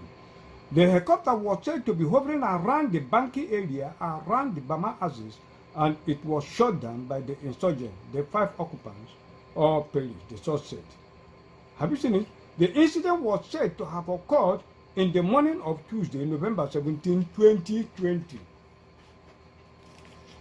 Let me show you another report. It said in 10 years, Boko Haram killed 20,000, destroyed $9 billion infrastructure. This is by that criminal Osibanjo, the vice president. This is Punch of Friday 7, 2018. That is 2018. The ones they killed in 2019, 2020, 21, and until they have damage are not included. He said in the past 10 years, Islamic terror group Boko Haram has killed 20,000 persons and destroyed infrastructure worth $9 billion. Vice President Professor Yemi Osibanjo has said. Osibanjo said this at the inauguration of an intervention initiative tagged Inclusive Basic Service Delivery and Livelihood Empowerment Integrated Program by the African Development Bank in Abuja on Tuesday. The Vice President said the war on insurgency had displaced more than 2 million Nigerians from their homes and communities. He said, this is the quote, "There is no doubt that the havoc that the Boko Haram insurgency has wreaked on the northeast Nigeria and the entire country is unprecedented in recent Nigerian history. Over the last decade, more than 20,000 persons have been killed and $9 billion infrastructure destroyed, including more than 40,000 houses and thousands of schools, hospitals, and other public buildings, and more than 2 million Nigerians have been displaced from their homes and their communities." He said, but the devastation is only a part of the narrative. It is definitely not the entire story. There are the countless stories of heroism and resiliency from the victims of the insurgency, from the troops of the Nigerian army and the civilian joint task force, all of who are out there fighting and sacrificing a great deal to keep us safe. Let me quickly rush through this last report, before we enter how Ikonso was set up, because of time. It said, revealed how Boko Haram slaughtered our people, survivors. This is Vanguard of December 5, 2020. It said the massacre last Saturday of more than 70 farmers in Zambamari community in Jere local government area of Borno State by Boko Haram terrorists had left the whole community in shock. The Sultan of Sokoto is the chief terrorist, the criminal himself. The Sultan of Sokoto, Muhammad Sadu Abubakar, described it as one of the most gruesome murders carried out by Boko Haram terrorists as Nigeria for such a large number of casualties, while the United Nations, in a statement by its resident coordinator in Nigeria, Mr. Advert, Carton, said the entire United Nations system was outraged by the killing. These are the main sponsors of the killing, the main sponsors of Boko Haram. United Nations, and their commander is what? Sultan of Sokoto. I say beware of first responders to issues. They are most often the people behind the issue. Still quoting the report, the manner of the killing was heinous, despicable. It was a tragedy. It was a tragedy. Members of the community wish it never came to pass, as they mourn the killings of their loved ones. Some of them also escaped the killer's knife and guns, though still traumatized, have recounted their harrowing experience. They relive the horror, the moderate countenance of the killers, and their narrow escape. Zabamari is an agrarian community predominantly occupied by, note, Hausa people who came from Zamfara, Jigawa, Katsina, Kebbi, and Kano State to work in the community as hired laborers on the farms, with very few Kanuris and other minority tribes. Have you seen it? Wiping out what? Hausa communities, indigenous communities. This is exactly what they hope to replicate in the Southeast that led to the murder of Ikonso. Have you seen it? He said this community, which is less than 20 kilometers from Maiduguri, the state capital, has a vast fertile line which guarantees dry season farming due to its proximity to Lake Chad Basin and other riverine areas. It has a population of over 10,000 inhabitants who are mostly farmers in rice, pepper, onions, okra, and fishing. He said the terrorists posed as laborers, survivors. He said, recounting his narrow escape, a traumatized survivor, 24-year-old Abdul, said the murderers posed as laborers who had come to the rice field in Koshebe, Borno State, to engage in seasonal work. I hope Biafrans are listening, because they are going to replicate all these things in Biafra bound. He said, according to Abdul, who came with hundreds of others from Kebbi, a poor region, 1,000 kilometers, that is about 600 miles away. Quote, for several days the killers lived peacefully among us, sharing our buildings and eating our food, and pretending to be laborers who came for seasonal work. I ran around for them, getting them food and washing their place. Then on Saturday afternoon, they took out their guns, rounded up the people like cattle, and slaughtered about 60 workers one by one in front of an abandoned building. They separated the aged from the rest of us and ordered us to take turns in paying homage to their leader who was in the building. But it was only a ploy, because whoever went in never came out. At a point, one of the insurgents guiding us told us that those who went inside were being slaughtered and asked us to flee. I was one of the few lucky ones. As I fled, I witnessed the unbearable as the assailants then went on a killing spree, seizing workers on the rice field, tying them up and slitting their throats. About 400 jihadists were involved in the massacre. End of quote. Then under subheading, they breached agreement not to attack our community. That's the resident. It appeared that the terrorists also targeted workers who were from the neighboring village of Zabamari, even though the village had a protection day with the Boko Harams. Have you seen it? That the state have paid. Now the villagers have to have what protection day with the Boko Haram. Bello Muhammad's younger brother Ali, age 20, was among those killed, according to Bello. Quoting him, one of the survivors told me that the insurgents asked who among us came from Zabamari, and my brother immediately stepped forward, and he was asked to enter the house where he was slaughtered.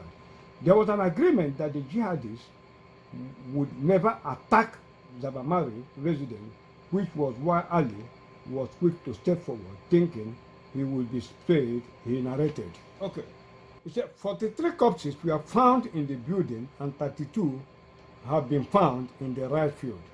On Tuesday, Boko Haram claimed responsibility for the massacre. Its leader, Shekau, said it was in retaliation for the death of one of his members who had been arrested by members of the community and was handed over to the authorities because of one member. Now, have you seen it? In all these reports I've been reading to you, have you seen the government of Buhari execute even one single Boko Haram terrorist? Have you seen that? Now, because Shekau, what is it? Israel said they have killed him. Have you? Now they are what? They have united to do what? To fight their jihad.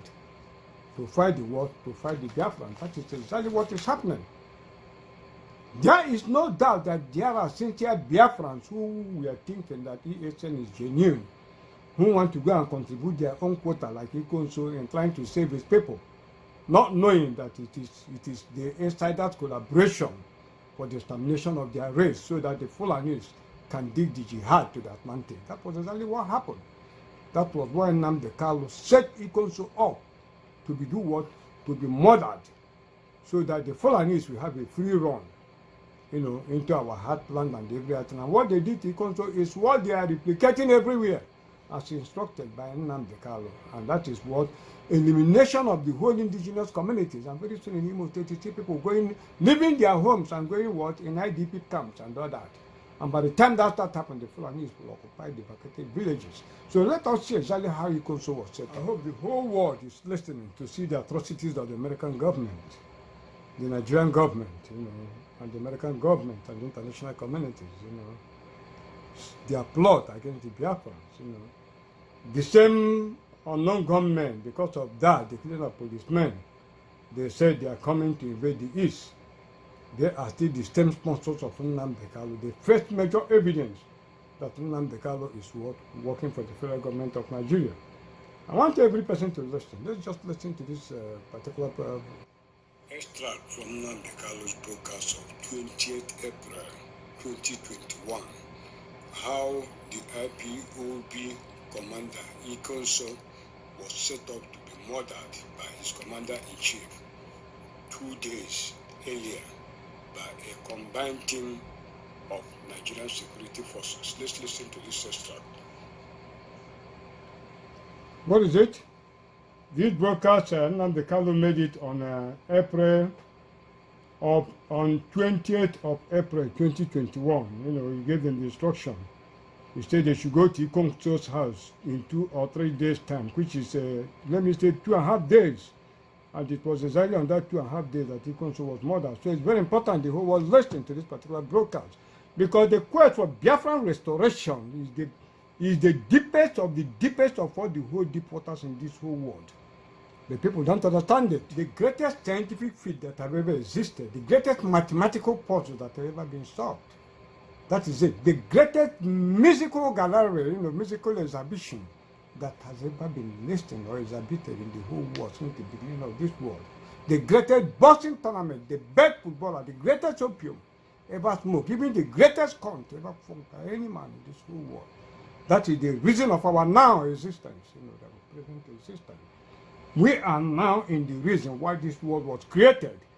It is the greatest show in the whole world since this world have existed from beginning to end.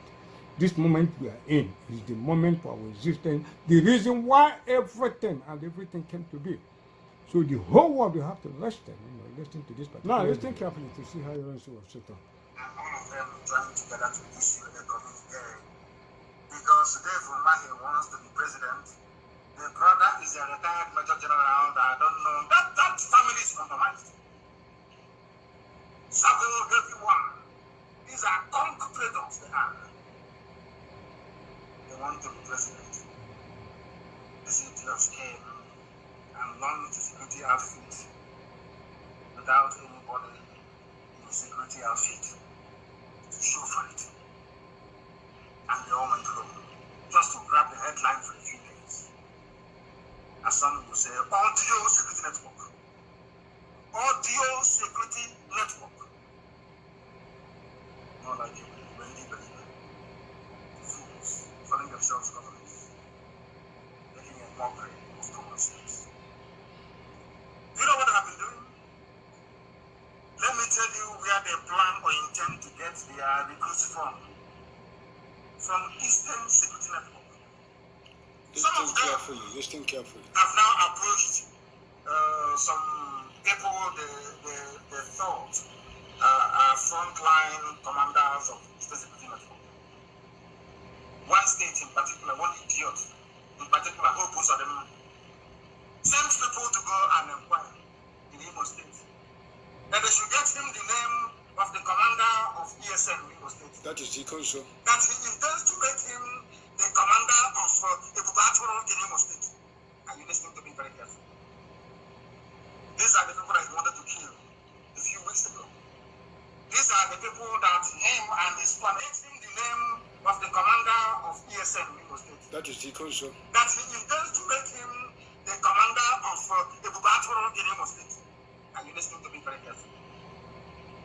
These are the people that he wanted to kill a few weeks ago. These are the people that him and his family friends are still hunting till today.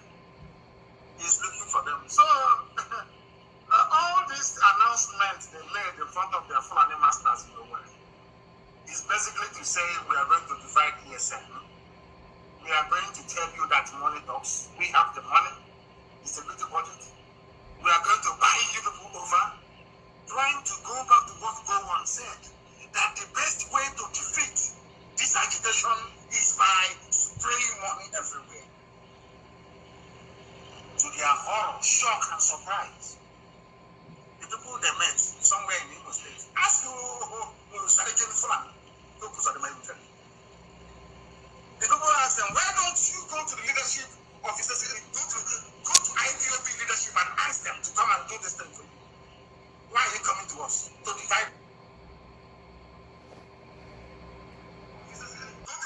Go to IPOB leadership and ask them to come and do this thing for you. Why are you coming to us to divide us? And the people told them we are under oath, we cannot do it. We are under oath, we cannot do it. So they have nobody. Is to come and poach a structure that we have already on the ground. You know Hope Usadama is a 419 and he's a thief. He used laptop to steal. So, the Janjaweed are very clever. They decided to give us idiots as our imposed idiots and call them leaders. A 419er, a certified criminal, a hardened criminal, a highway robber. He claims the governor of Imo State sitting in the same office as Zimbabwe. What an insult. What an insult to the memory of the great legend himself, Sam Nakamba. He went to go and poach ESN officers. Listen, when they were announcing, we have a tobacco with nobody to show for it. After 2 days or 2 or 3 days, they went to the search of ESN officers to give them money. We'll give you everything you want. Come and become our head. Can you imagine such nonsense? As somebody said, only the East, only the Quran, only the Muhammad. Very, very sad indeed. That is where we are today. They want security outfit. The meeting resolved to maintain a joint security vigilante for it, which means in the Rubago, the commissioner of the Federal Commission of Police in Imo State will be there. The Federal AIG for maybe some 9 or some 8 or some 15 will be there. These people are idiotic. They are so foolish. Can you imagine? So you don't know that if you have Fulani policemen and Fulani army officers in your so-called vigilante, they will tell their people when you want to go and attack them, they are the ones that will now inform their people that you're coming to attack their camp. You don't know that? I thought you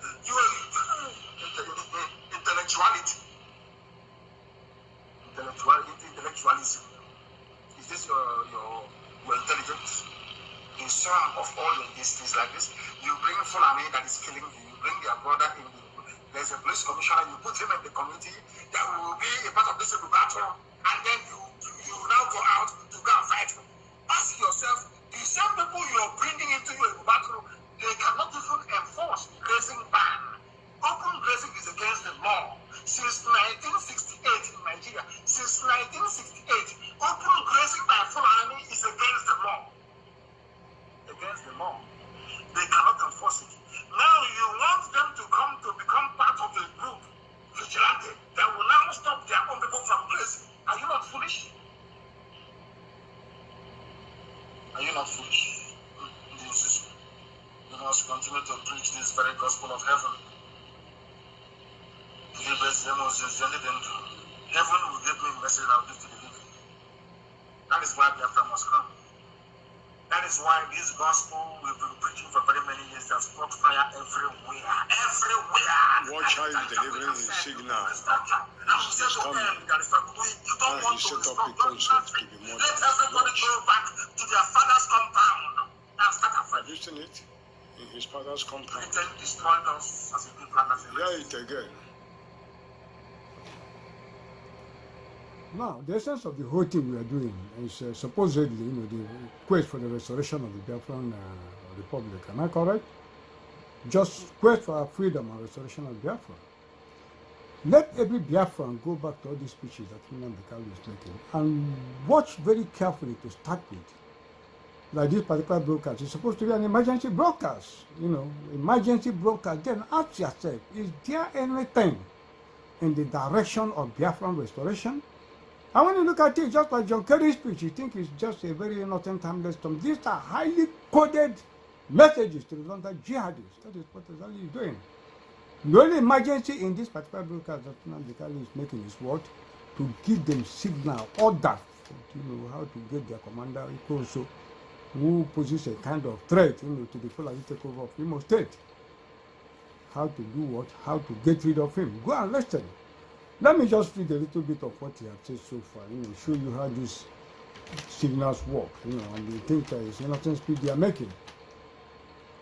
And he said there, and all of them joined together to issue a communique. That's he's talking about the governors. Because Devuma, he wants to be president. His brother is a retired major general. That idiot is a retired general. That, I don't know. That family is compromised. Sabu, everyone. These are born traitors. They are. They want to be president. These idiots came and launched a security outfit without anybody in the security outfit. That was exactly how Nnamdi Kanu launched his ESN without anybody in it. That's exactly what he's saying. He said, as some will say, audio security network. Audio security network. Ndi fools, calling themselves governors, making a mockery of common sense. Do you know what they have been doing? Let me tell you where they plan or intend to recruit from Eastern Security Network. They now approach some people they thought are frontline commanders of Eastern Security Network. One state in particular, one idiot in particular, Hope Uzodinma, send people to go and inquire in Imo State that they should get him the names of the commander of ESN in Imo State. Who is the commander? Is it not Ikonso? That's Ikonso. That he is going to make him the commander of Ebubatoro. Now watch. Are you listening to me very carefully? He is telling the Fulanis whether they are listening very carefully because he's passing the signal. You see, these are the people that they wanted to kill a few weeks ago. People that they do what? Wanted to kill a few weeks ago. These are the people he and his Fulani friends are still hunting to today. Are still doing what? Hunting today till today. So invariably, most of these, they are, people that assume some responsibilities in what is it, in the IPOB and all that, as commanders of war. They don't sleep in their houses, they sleep elsewhere. But most times when they feel the coast is clear, they may come back to see one of their families or family members or something like that and go back to wherever they sleep. That is what is happening, and that is exactly the case with Ikonso, and that is exactly what is happening here. You see? Are you listening to me very carefully? These are the people that they wanted to kill a few weeks ago. These are the people he and his Fulani friends are still hunting till today. He is looking for them. So all this announcement they made in front of their Fulani masters, whether is definitely to say, we are going to divide ESN. We have the money, the security body. We are going to buy you people over. Going back to what Gowon said, that the best way to defeat this agitation is by spreading money everywhere. To their horror or shock and surprise, the people they met somewhere in Imo State asked Sharakin Fulani, Hope Uzodinma, he will tell you. The people asked them, why don't you go to the leadership? Go to the leadership of IPOB and ask them to come and do this thing for you. Why are you coming to us? To divide us? And the people said that they are under oath. They cannot do it. We are under oath. We cannot do it. So they have nobody. Is to come and poach from a structure we have on the ground. You know Hope Uzodinma is a 419er. He is a thief. He used laptop to steal. You know the Janjaweeds are very clever. They decided to give us idiots, impose idiots, and call them leaders. A 419er, a certified hardened criminal, a highway robber, claim he is the governor of Imo State, even in the same office as Mbakwe. What an insult. What an insult to the memory of the great legend himself, Sam Mbakwe.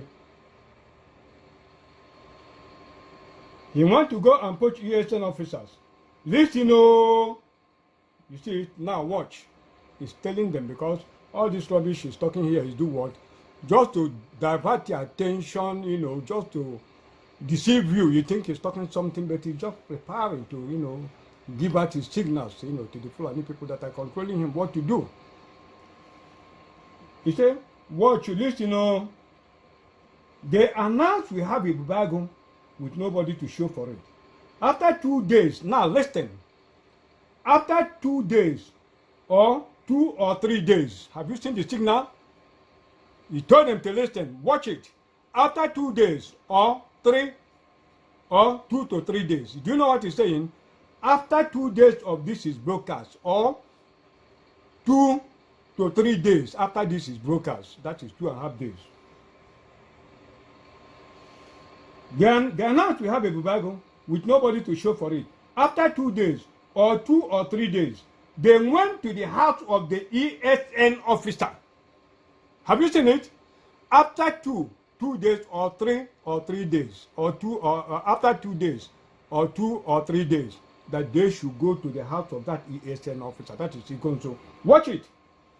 After 2 days or 2 or 3 days, they went to the house of the ESN officer to give them money. We will give you everything you want. Come and become our head. Can you imagine such nonsense? As some will say, only in the East, only in Igbo land, only in Igbo land, only in Igbo land. Very sad indeed. That is where we are today. They want security outfit, which means in the Ebubago, the Fulani Commissioner of Police in Imo State, now he is telling them to do what? To go with all these various DSS and all these different outfits to go and attack Imo. So that's exactly what he's saying. As some will say, only in the East, only in Igbo land, only in Igbo land, only in Igbo land. Very sad indeed. That's where we are today. They want security outfit, which means in the Ebubago, the Fulani Commissioner of Police in Imo State will be there. The Fulani AIG will be there. You people are idiots. You are so foolish. So you don't know that if you have Fulani policemen and Fulani army officers in their so-called vigilante, when you now want to go and attack them, they will now be the ones to inform their people that you are coming to attack them. It continue blah blah blah blah blah blah blah on open grazing and the judgment of the Yoruba man on open grazing and all that. That is to do what? To cover what he has done. After that, then watch now, watch again now.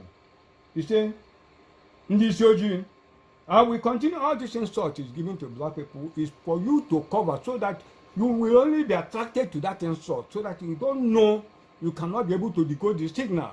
And meanwhile, the people he's passing it to know it's a signal, so they must decode it, because Zik and Ahmadu Bello have been mentioned in it. So they say, Ndisoji, I will continue to preach this gospel of heaven. Heaven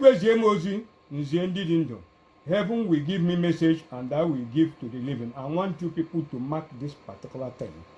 And this is where the state and all these religious leaders have matched themselves to deceive the people in the name of religion, in the name of prophecy. I want you to know, because I've explained this letter.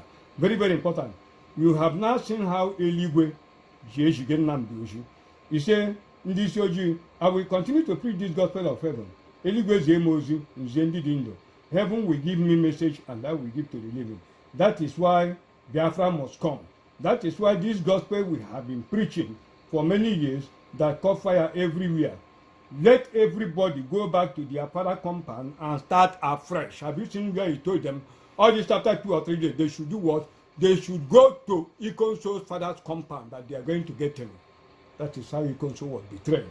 Look at it. In this ojii, I will continue to preach this gospel of heaven. Eluigwe zie m ozi, nzie ndị dị ndụ. Heaven will give me message and I will give to the living. That is why Biafra must come. That is why the gospel have been preaching for many years that caught fire. Even after that betrayal, he started beating about the bush in his broadcast, you know. So this betrayal of Ikonso was only the main reason for that the so-called emergency broadcast. Go and listen to it yourself. Go and listen to that broadcast of 20th of April 2021. You go and listen by yourself.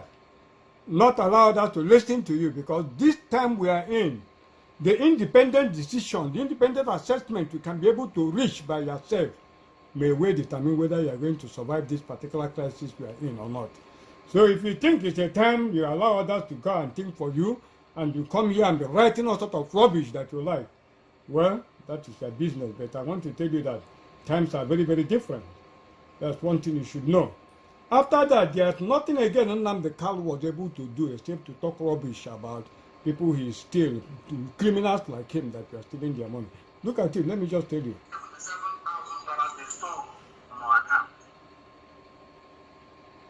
I don't know how I allowed these criminals to come close to me when I was in the USA 2 years ago. One is called Ozurumba, the other one is called Mokempo. These are two arch criminals we have in America. And they're very, very careful. They have stolen our money. Even today, they went to our account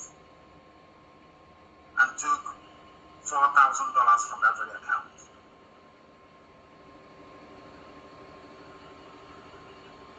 Very sad indeed.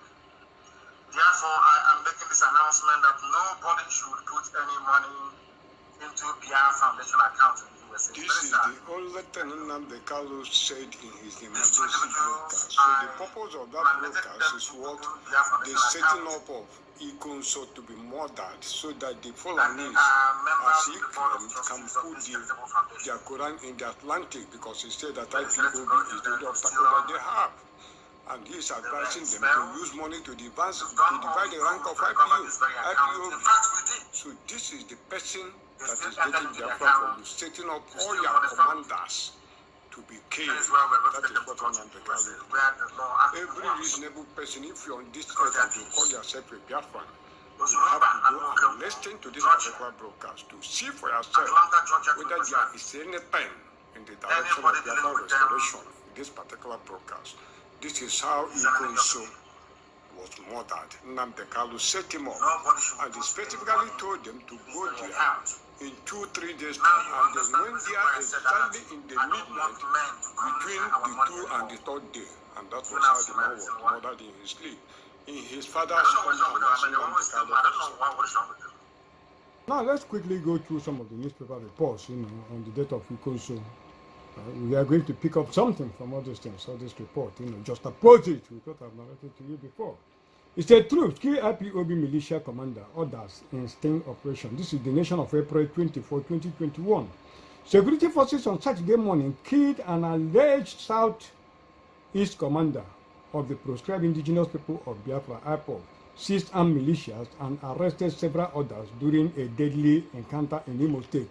Do you see how they are destroying our people? Arrested many others. You see, the alleged command identified as Ikonso, the nation gathered, was coordinator of the Daredevil attack on Imo State Police Command, as well as the Nigerian Correctional Service facility in Owerri that led to the what?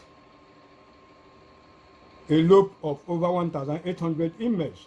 Operative comprising the Police Department of State Service, DSS, and soldiers of the Nigerian Army were said to have turned Ikonso's Omunekwe country home late on Friday and engaged the suspected IPOP members the early Saturday when they took over the premises.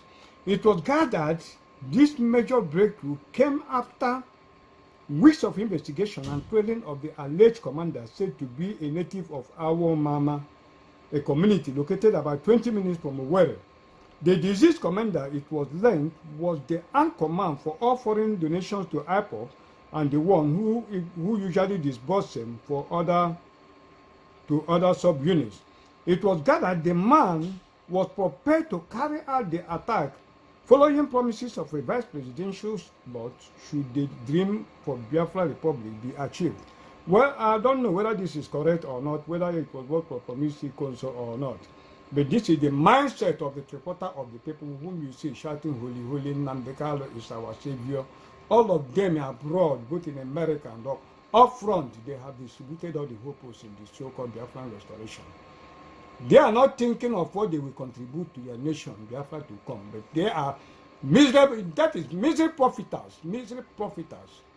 What they are taking out of Biafra, that is exactly what is happening. That is what is happening here. You see, for Biafra Republic be achieved. Sources privy to the operation told the nation that special forces stormed the suspect mansion in the community but were attacked by armed militia on guard duty. He said three policemen and a soldier were seriously wounded during the operation, which lasted several hours. But the courageous policemen stood their ground and exchanged fire for fire. The armed militias were many and were bulletproof that make the security operative think that they are impregnable. Have you seen the report? He said, "We recovered so many weapons and charms. We did not lose any of our rifles in the operation. We also evacuated those neutralized along the confrontation and have surrendered the property to prevent the gripping of the criminals." Let's look at another report again. You say, Army confirms killing ESN commander. 6 lieutenant. This is the Herald of 25 April 2021. It said the Nigerian Army says team of security forces led by troops of the Nigerian Army have raided the operational headquarters of terrorists in our Mamba village, Olu East local government area of Imo State. The Director Army Public Relations, Brigadier General Mohammed Yerima, announced this in a statement on Saturday in Abuja. Yerima said that the early morning raid by troops of Nigerian Army, Nigerian Police Intelligence Response Team, and operative of the Department of Test Service was conducted on April 24. He said the operation was sequel to a detailed intelligence report on the location of the terrorists' operational headquarters, on the movement of the overall commander, popularly known as Ikonso. That was the intelligence report supplied by Nnamdi Kanu 3 days earlier. Go and watch it. That's exactly what happened. This is what the army said. According to him, the IRT and DSS team, along with troops of 82 Division of the Nigerian Army, had been on the trail of the terror group since the attack on the Imo State Police Command Center on April 5. The said the Ikonso commander, who was the mastermind of those attacks, in addition to multiple attacks in the southeast and south-south region, was neutralized along with six of his commanders. The Joint Intelligence Team had earlier interviewed some arrested IPOB/ESS number in connection with the April 5 attack. They all confessed that Ikonso commander Aka, the one that mobilized men and resources, as well as ordered and accelerated the attacks on Owerri. They equally revealed that Ikonso was responsible for many other attacks on police stations across the two geopolitical zones, he said. Yerima said that the intelligence team later tracked the IPOB-ESN leader to his exact location in our Mama village. where he and his top commanders were hibernating and plotting attack. He said that the terrorists brought heavy volume of fire on the raiding team, who swiftly responded and overwhelmed them with superior firepower that killed the consul and 6 of his top commanders.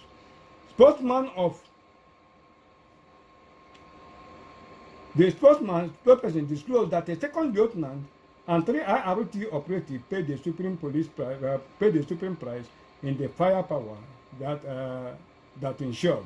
He added that the 4 officers who fought gallantly had already been evacuated to a military facility in Owerri.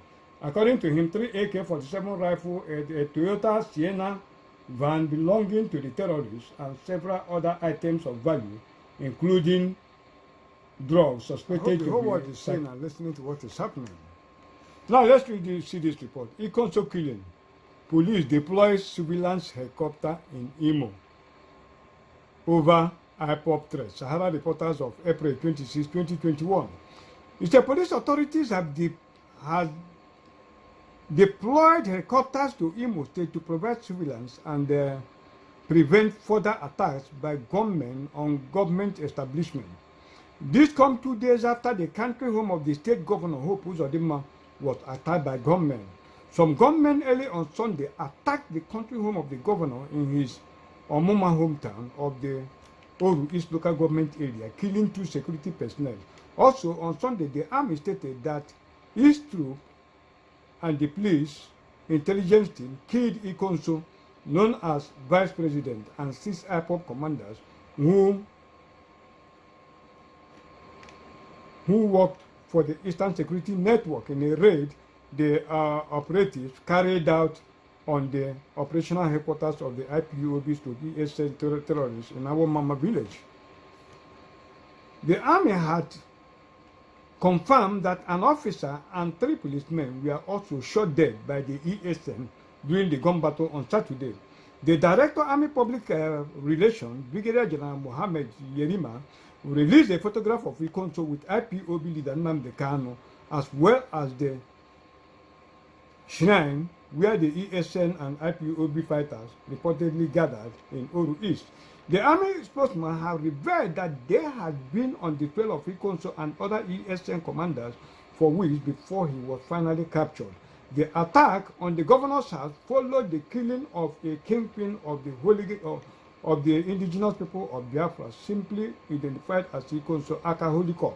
Ikonso was killed when Abakiari-led team of the intelligence response team invaded the zone in Omu Okwe, Awo Mama, in the Oru East local government area of the state.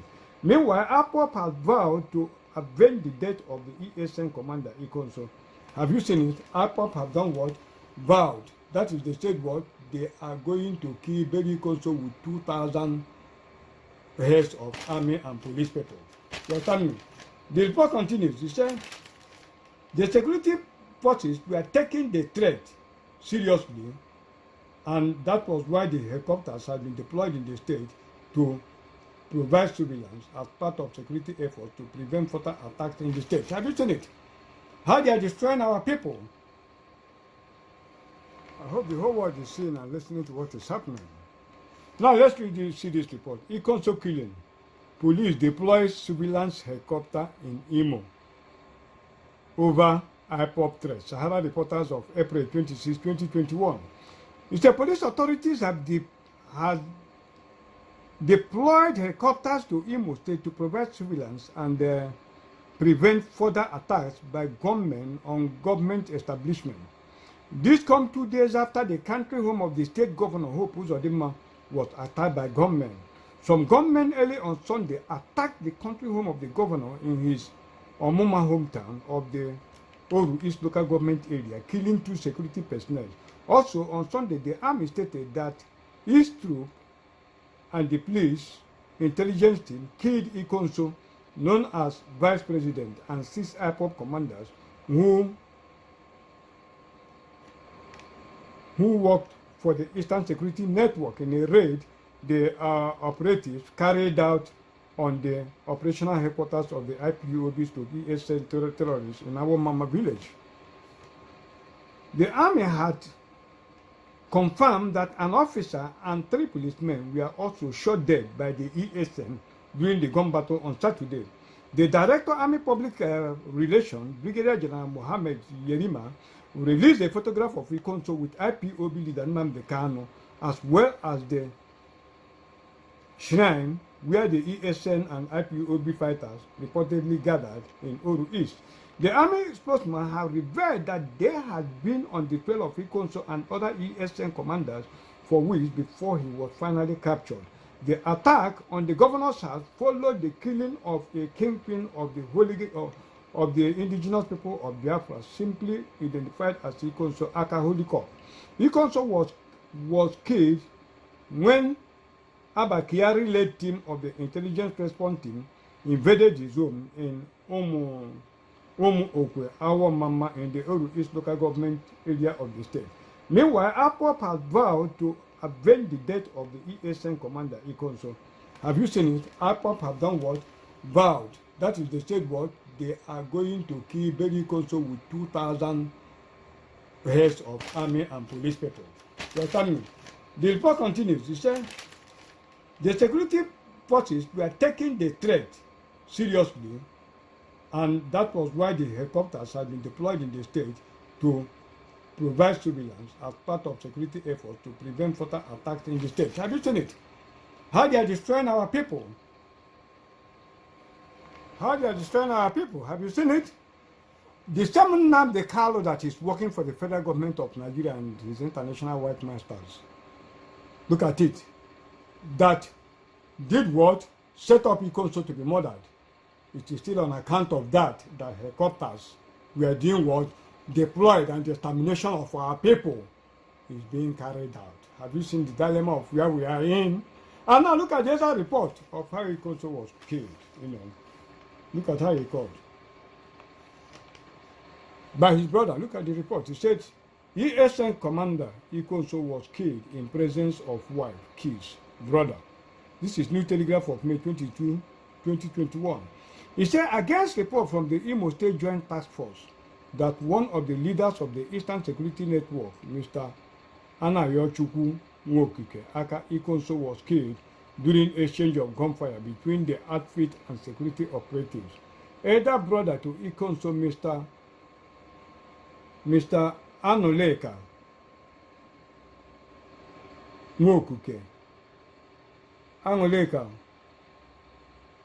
Nwokike, has contended that his younger brother was killed in his house in the presence of his wife and 3 little children. The elder brother who spoke to this reporter in Oka recalled that Ikonso had come home to pass the night, and about 1:45 a.m., that is 2 or 3 days. Have you seen it? 1:45 a.m., the Joint Task Force, made up of soldiers and policemen, stormed their compound, brought him out, and shot him several times until he died. My brother came home to rest and passed the night on that fateful day. But at about 1:45 a.m., we heard noise of heavily armed security men, and they surrounded our compound, broke into the main gate, and started shooting into the air. They went from house to house, room to room, and found him in his room, brought him out, and started firing at him until he died, and in the presence of his wife and 3 little children, Anuleka said. He stated that the 5 buildings in their compound were attacked, and 2 were burnt and property destroyed in the onslaught. He added, what the Joint Task Force told you is not true, because I was there when it all happened, and they did not want to talk to anyone and didn't want to listen to anyone. Mokuke said that the family of the late Ikonso was going to court to challenge the killing because they neither took him to court nor arrested him. Have you seen it? See what is happening? The Fulani terrorists, or the whole terrorists, they are the people, they were the people that attacked the house of the governor of Imo State. They were the people that are killing policemen, using Nnamdi Kanu as their Trojan horse in agreement with him. They are pinning it on our people as an excuse to do what? as an excuse to the subtle jihad and the complete elimination of our people that are taking place. Look at it. That's what Nnamdi Kanu is doing for them. That is what. Remember, this thing was doing what planned by the Americans. I've given you the background of how Nigeria were before they started, the activation of the decadent Jihadist empire, of the caliphate empire. They were completely responsible. So don't forget this. So let us go back to John Kerry's speech a little bit for you to see the atrocities of the Americans and line it up to where we are. That John Kerry's speech, I decoded it in 2016 when they wanted to carry out that jihad. And that is exactly what they are following today. They did not change anything. Using Nnamdi Kanu as a Trojan horse, the wipeout of the Biafrans, especially the Igbo Biafrans. That's what they planned.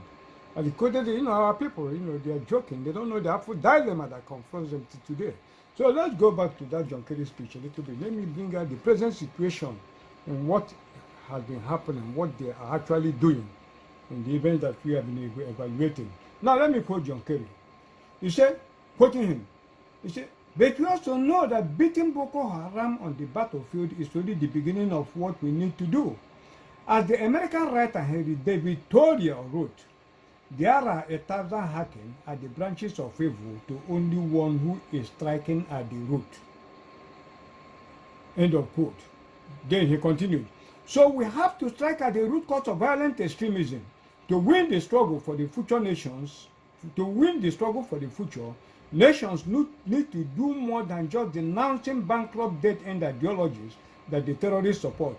They also have to offer their citizens an alternative that is better, that offers hope, that actually delivers on its promises." End of quote. Let us just decode this particular thing. Exactly as I did, in that 2016. This is what I wrote. Plan wipeout of Biafrans, and military hardware is already deployed. He said, back to Kerry's speech, as the American writer Henry Thoreau wrote, there are 1,000 hacking at the branches of evil to only one who is striking at the root. So we have to strike at the root cause of violent extremism.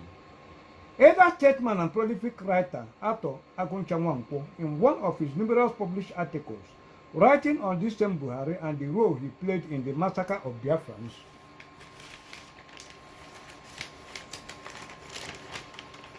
during the Civil War, he recounted the story of Ganiyu Sodende of the Nigerian Army Weapon Training Depot. His service number is NEA/38611. In one of his entries in his war diary, he told his men that it may be difficult to subjugate Igbo in the war. But even if such prospects were possible in the war, his fear was that another generation of Igbo will wake up one day and pick up the struggle. To forestall that kind of situation, he ordered his men to kill any Igbo person they saw. Arthur Nwankwo recounted, which has happened in this renewed agitation for the restoration of the Biafran Republic, long ongoing. Now, still continuing with my write-up, Ganiyu Sodende's leadership is exactly what is playing out in this American order on Buhari by this evil regime of Barack Obama to wipe out Biafran children after killing their men in the coming war. Biafran men, quote, 1,000 hacking at the branches, end of quote, meaning what? Killing of the Biafran men. Only one is striking at the root, meaning, so we have to strike at the root causes, meaning what? We have to kill the Biafran children after killing their men to forestall another generation of Biafran from waking up one day and pick up the struggle all over again. Now, that was in 2016.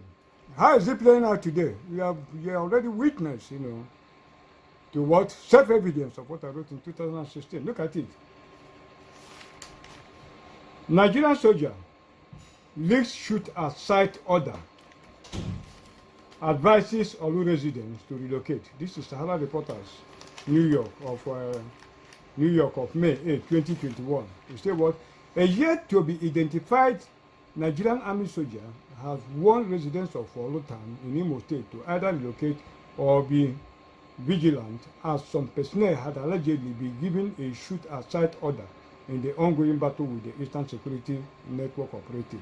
The soldiers who spoke pidgin English in an audio obtained by Sahara Reporters added that he would not carry out the plan, and therefore he had been allegedly marked by the army commander to be arrested and possibly killed. Now, this is army, Now let's look at another report. IGP declares war on Biafran agitators, criminal elements. This is Punch, May 19, 2021. He said the acting Inspector General of Police, Osman Baba, on Tuesday declared war on Biafran agitators and gunmen attacking and destroying police infrastructures in Southeast and South-South region and ordered their extermination. Baba, who spoke on the sideline while addressing the police mobile force and special tactical squad of the police in Enugu shortly after he landed, he launched Operation Restore Peace, directed policemen in the region not to adhere to the rule of engagement while dealing with Biafran secessionist groups, adding that his job was to protect them. Don't mind the media shout. Do the job I command you. If anyone accuses you of human rights violation, the report will come to my table, and you know what I will do. So take the battle to them wherever they are and kill them all. Don't wait for another. What another order are you waiting for? When Mr. President had ordered you to shoot anybody carrying AK-47 rifle. Quote me, even a dead policeman can be tried and dismissed from the force and his family not get his benefit. So don't sit and wait for them to come, take attack to them, and don't lose your arms to criminals, the acting IGP said. You see, after they say this man, he talk, he doesn't give solution. You know, he's only talking. As I'm talking, I'll be giving you solutions to your problem. You see, the acting Inspector General of Police, whether confirmed or not, Usman Baba, he can never be in that position. He must move out of that position. He must move out of that position. We are going to make heavy demands on the so-called federal government. I'm going to give him more solution, but himself, he can never be there. So going back to what I wrote in 2016, a little bit, you know, of what is playing out today, let me just continue. I said today all the heavy military armaments America and other foreign powers supplied to Buhari in the guise of fighting Boko Haram in the northeast never saw any battle in the northeast. All of them had been deployed to the former eastern region long before the so-called Operation Crocodile Smile was launched, using the River State rerun election as cover. The remaining were brought in during the so-called exercise Crocodile Smile, and more is still coming into date. Buhari had ordered from Russia war helicopters, UAVs from Dubai. He had ordered for the Gabon 20 UAVs from Dubai, the United Arab Emirates, to replace the Chinese CH-3A UAVs in the arsenal of the military. It was stated that the military would rely heavily on the Gabon-20 UAV, which carried 4 missiles in its wings, in each shuttle it makes. The Punch newspaper of Sunday, August 21, 2016 stated that some of the UAVs are due to arrive the country by November 2016, while the others are expected next year. All of them are in Nigeria today. Still going further, the Punch newspaper reported it was further learned that the federal government is also purchasing M135M helicopters from Russia to prepare the Nigerian Air Force to monitor and combat those behind the destruction of oil and gas infrastructure in the Niger Delta. The M135M is the latest and more sophisticated version of the M135, which is one of the attack helicopters of the NAV. The source said that 3 of the M135M attack helicopters are expected to come into the country from Russia in November. It was learned that the Defense Authority made an arrangement with the Russians to purchase 15 of the modern attack helicopters for the planned area operation in the south. You see, that was in 2016 when I wrote this. With the benefit of hindsight, you see how everything is playing out in the same exactitude as of today.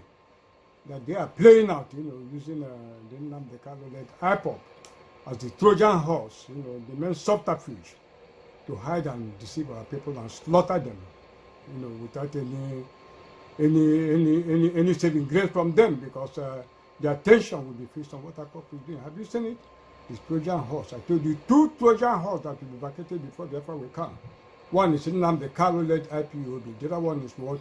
The Yoruba churches and the Yoruba. They are the 2 that must be. And we enter the final stage of that particular thing. Nnamdi Kanu told them, to use the same template they used in killing Ikonso, to use the same template to do what? To exterminate all the other Biafran activists, everywhere, IPOB commanders and other relevant Biafran activists, that they should use it by doing what? By spreading money around, having detailing people that will be surveying them, that will release the information to the secret, to the Nigerian police, the Fulanis, so that they will come to be slaughtered. Let me play a clip for you, so that you understand exactly what I'm saying. We go back to Nnamdi Kanu's broadcast of, very, very important, of broadcast of 27th of April 2021. Let me play you one script so that you understand exactly what I'm talking about. Listen. Extract from that particular broadcast. Where we are there when also one were being attacked by Fulani headsmen. Where we are there. They never came. They never turned up. It's a division is in Enugu. When people are analyzing what is happening, they never interrogate these obvious, or what do you call them, lapses, obvious shortcomings in the thinking of those that claim they want one Nigeria. If you want one Nigeria, when Fulani people were massacring us in Nimbo, in all these places, why didn't 82 Division in Enugu respond? It's a simple question I'm asking you. Anybody in Enugu talking about one Nigeria? Anybody anywhere in Biafra land talking about one Nigeria? Anybody from the south talking about when people were being massacred at Agatu for days? For many days, the massacre did not happen one night. For many days, how come the army did not respond? It's a simple question, but they always respond after the fact. The day Yusuf Degwe rose up to say enough is enough, then the army landed. They did to them exactly what they did to Ikonso. They identified their hard man and killed him. But all the hard men of Fulani terrorists that are walking up and down, Miyeti and leadership, they are all there. All of you can see them. They appear on TV every day talking. Did they hypnotize you people? What did they actually give to you people in Nigeria? What did Fulani give to you people? I don't understand it. Who both of them and his fellow hopeless Eastern politicians think their Fulani masters can save them? Of course they can't. They can't even save themselves. They are calling America to help them. America. And they are facing insurgency from people who are not educated. Imagine when we go for full-blown insurgency. People that went to school and are read. You think you can hide anywhere? You are doing hard man. You are finished. I assure you. All these Fulani made quislings, masquerading as politicians who think they are smart, or that everybody can be bought over with their blood money. Have you seen it? You see him? All the place they have all these hardliners, that they should do to what? That they should do to them what they did to Ikonso. Exactly like that. They should use the same template. He's telling them about Ozo 1 and what he's telling them is that they should go and attack all those people. That the ones that they did before, nothing happened, that there was no checkmate, nobody came to disturb them. That they should do what? They should go and repeat that particular attack again. Because the final order for their jihad has been passed. And people think that we are playing. Look at it, hear it yourself. I've always told you, go back and check whether there is anything in the direction of Biafra restoration, in perspective, in all Nnamdi Kanu's broadcast. Go and check. Identify their hard man and do to them what they did to Ikonso. You had to go and listen. This is a time for critical appraisal of situations, It's not a time for sentimentalism or emotionalism. Big decision you will take in 1 second will either make for your life or for your death. So remove every emotion, really do what? Download everything and make a realistic appraisal so that you can be lifted up to become a higher man. If not, you are gone. Interrogate fast, not emotionalism. You understand me? Since I've been doing this job since 1996 up to date, it's part of the last announcement I made about putting money into my account and all that. No person have adhered to that up to now. I've preached well over 100 messages. It just within this time I came in America. When did I come? I came to America late 2016. That was when I came to America. I can say it was early 2017 because I came to America on December 24 or something like that. 2016 up to now, I've not gotten a dime from any, more than 100 messages that I preached. Since 1996, I've been doing this job, no cover from anybody. And now this period we are in is the final stage of Biafran restoration. We are in the final stage of the battle of the Lord. Anything you want to do for the Lord, it is now. If you can't do it now, a time will come when you want to donate money and it will be too late. I will repeat emphasis, I have to repeat the account again. For those it will touch, whom the Lord will touch, to put money into this account. It's a global affair. You understand me? Now the Kalu led IPOB members, I don't need their money for anything. So people of goodwill all over the world should put money into this account. The bank name is Bank of America. And the account name is my name, Chinyere Eze Ogo, which is always displayed on the screen as the eye opener.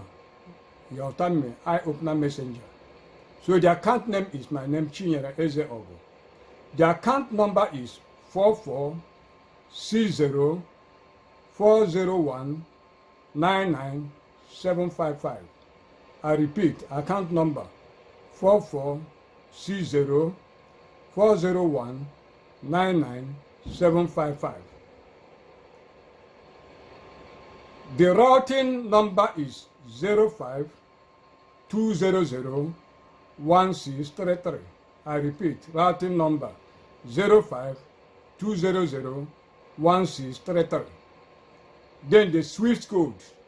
Swift code is B like in boy, O like in owl, F like in fan, A like in America, U like in United, S like in state, 3 and N. That is it. The Swiss code may not be necessary. Account name Chinyere Eze Ogo. Bank of America. Account number 4460401997555. Routing number 052001633. It's very, very important, you know. And that brings me to the book of Matthew, chapter 6, from verse 19 to 21. It says, lay not up for yourself treasures upon earth, where moth and rust doth corrupt, and where thieves break through and steal. But lay up for yourself treasures in heaven, where neither moth nor rust doth corrupt, and where thieves do not break through nor steal. For where your treasure is, there will your heart be also. This is Matthew chapter 6, 19 to 21. I've told you before, as my candle is burning, then my country, Nigeria, is burning into the subduction of the earth crust, never to be recovered again. Go and watch it. The candle is getting lower and lower each message. Go and watch what I'm saying. We have entered the final battle. After this battle, there's no more war to fight. We are going to overcome and conquer in the name of Jesus. I have told you that our Lord Jesus Christ is never a yellow Igbo man like this. I have told you. Our Lord Jesus Christ is never a white man like this. He's never a white man, a blue-eyed white man like this. Our Lord Jesus Christ is what? He is a yellow Igbo man. And in the name of Jesus, we are going to do what? We are going to conquer. Because Jesus conquered the world and gave us victory. That victory is an open blank check. We are going to catch it and we are going to recover it in the name of Jesus. So in this time, I told you that some people will be raptured. It may not be a large-scale something. Some people who have finished their work on the Biafran side will be raptured. So it's important, you know, we hold on to something. In times of difficulties, we can look unto God. And, you know, that will attract mercy of God in our own favor. So you have to do what? Take care of God's business so that God will take care of your business. Donate money into the world, into the true road to what? To freedom, final freedom of the people. Because that iron cage called Nigeria is going to be broken and the people will be set free. I've told you my mission is to do what? Not only the freedom of Biafran, but to do what? Not only Biafrans, all the whole Cape people, but to do what? To push out Satan from Nigeria so that it will go to the white race where all these things are coming from. That is why IPOP will be telling you black man brain, black this, black man this, elevating the white race because they don't want you to see the true face of your enemies that are the white race. That is what they are using IPOP to do. So because of this nature of this thing, you know, on closing remark, let me just nature of this documentation, you know, let me just still go forward to, you know, complete the speech of John Kerry, so that you will understand why Nnamdi is always mentioning it. You know, earlier I read half of it, but due to the legal aspect of this particular thing, I think it's better we download the whole speech so that it can be a reference point, you know, and moving forward in all the whole revelations we are going to make, you know, the solutions that we will apply to get ourselves out of this problem. I told you that the name of the speech is the importance of resilient communities and religious tolerance encountering violent extremism. We stopped at the subheading, denouncing dead-end ideologies. This is where we stop. So we have to strike at the root causes of violent extremism to win the struggle for the future. Nations need to do more than just denounce bankrupt dead-end ideologies that the terrorists support. They also have to offer their citizens an alternative that is better, that offers hope, that actually deliver on the promise and the subheading. Lesson learned. Now we have learned a lot about extremism in the last years.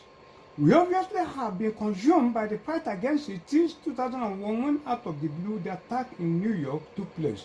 They are talking about the 9/11 attack, and these people are the people, the Clinton-led government are the people that carried out that attack.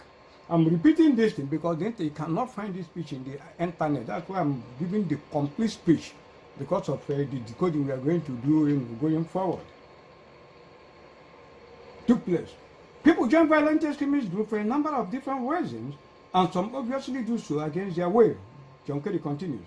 But there are far too many who join the ranks of this organization because they have trouble finding meaning or opportunity in their daily lives, because they are deeply frustrated and alienated, and because they hope groups like Boko Haram will somehow give them a sense of identity or purpose or power.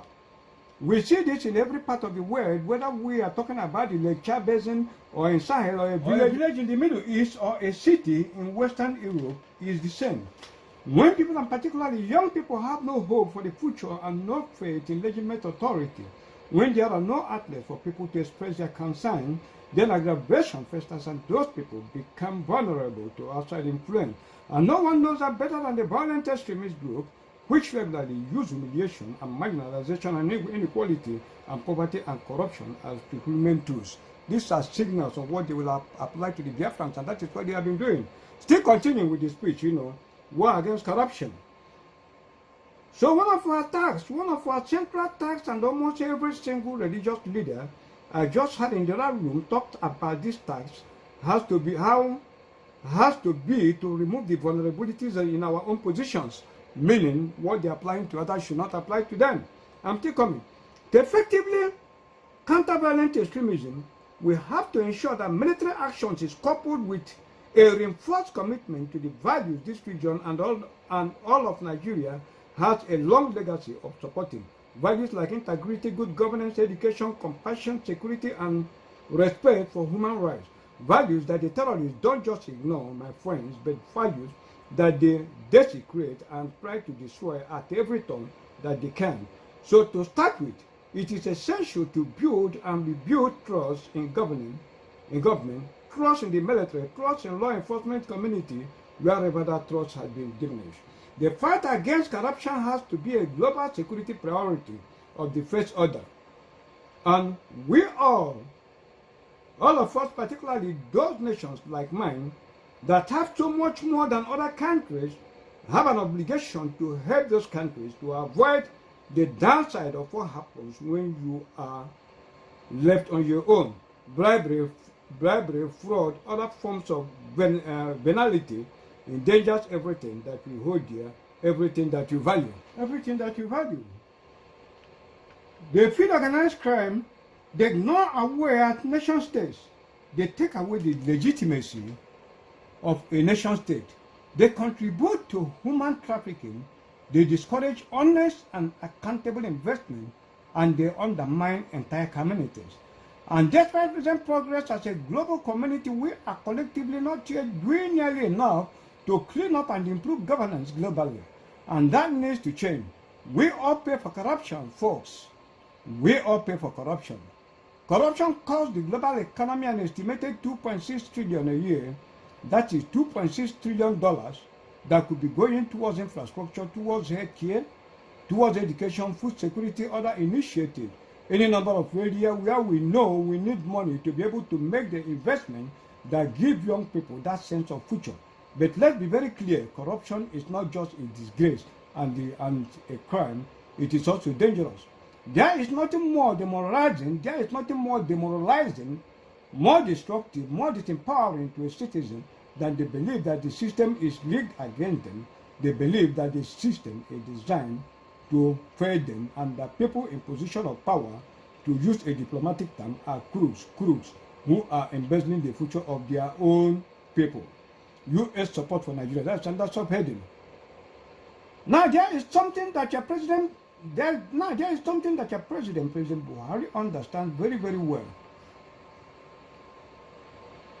President Buhari was elected on a platform of clean government, and the United States strongly support the step that he is taking in order to clean government. Nigeria is already a regional leader in many ways, economically and culturally, but you can also become a model in fighting corruption and the organized crime that so often goes along with it.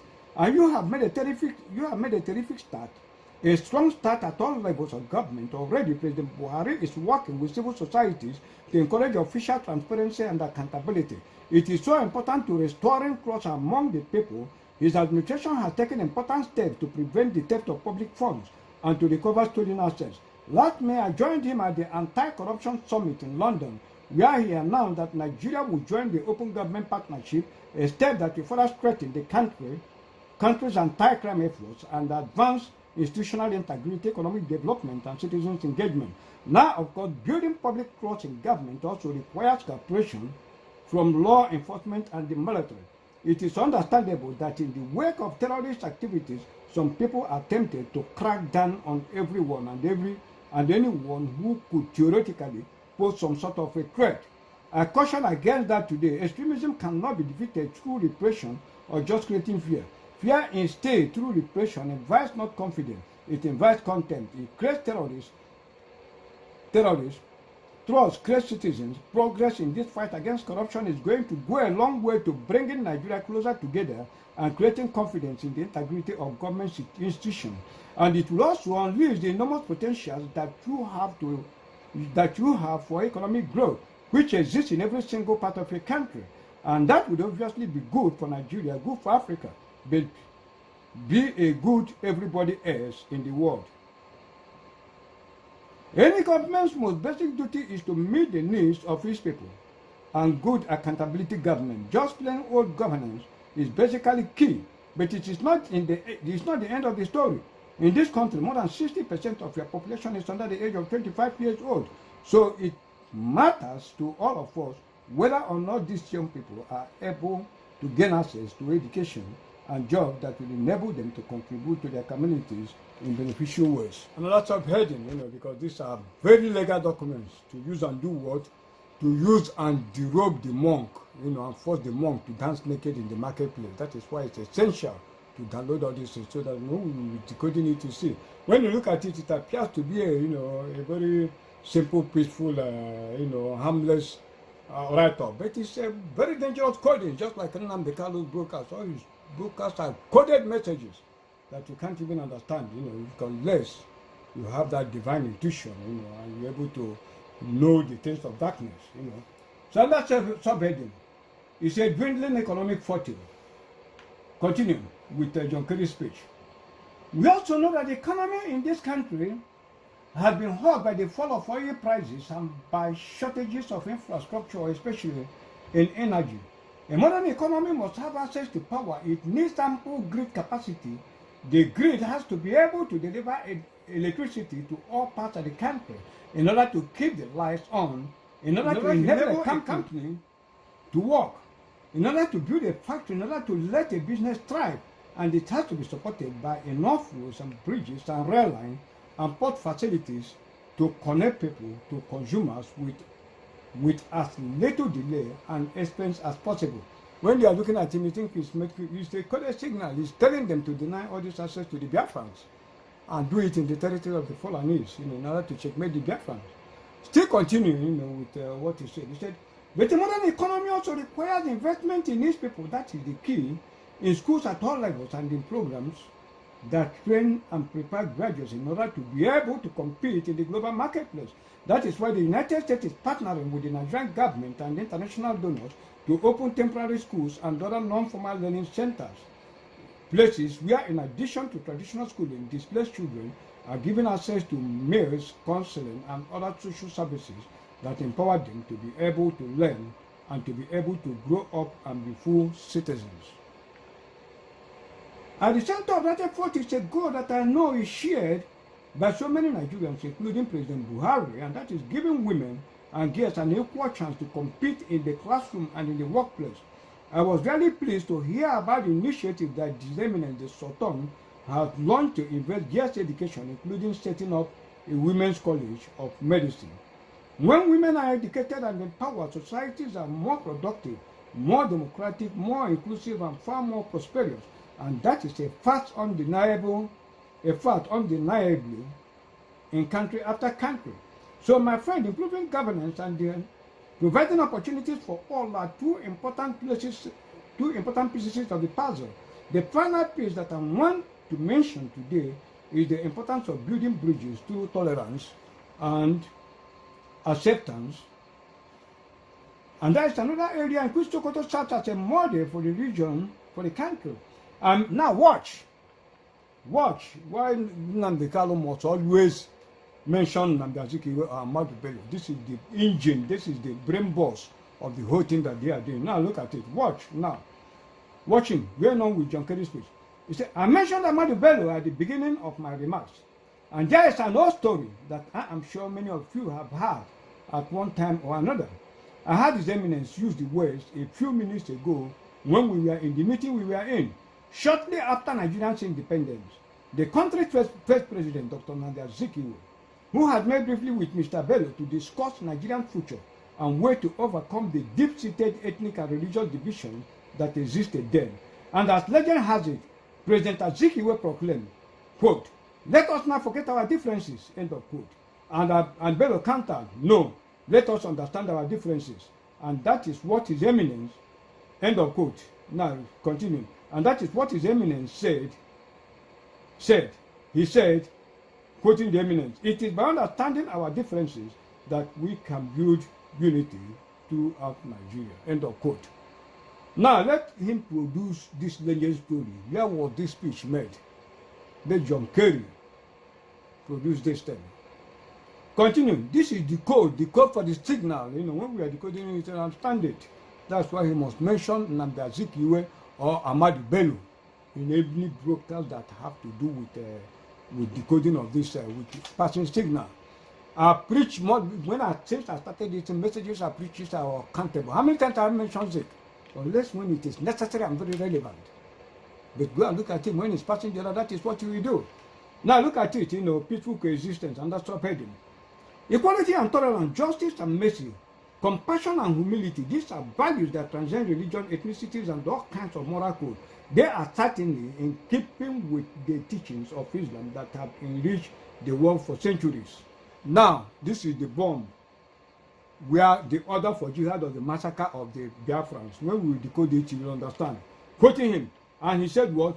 And those who will tear our communities apart, pitting one religion or one sect against another, they can only be defeated by citizens of yielding commitment to unity and mutual understanding. That is the bomb of the jihad. Bear it in mind.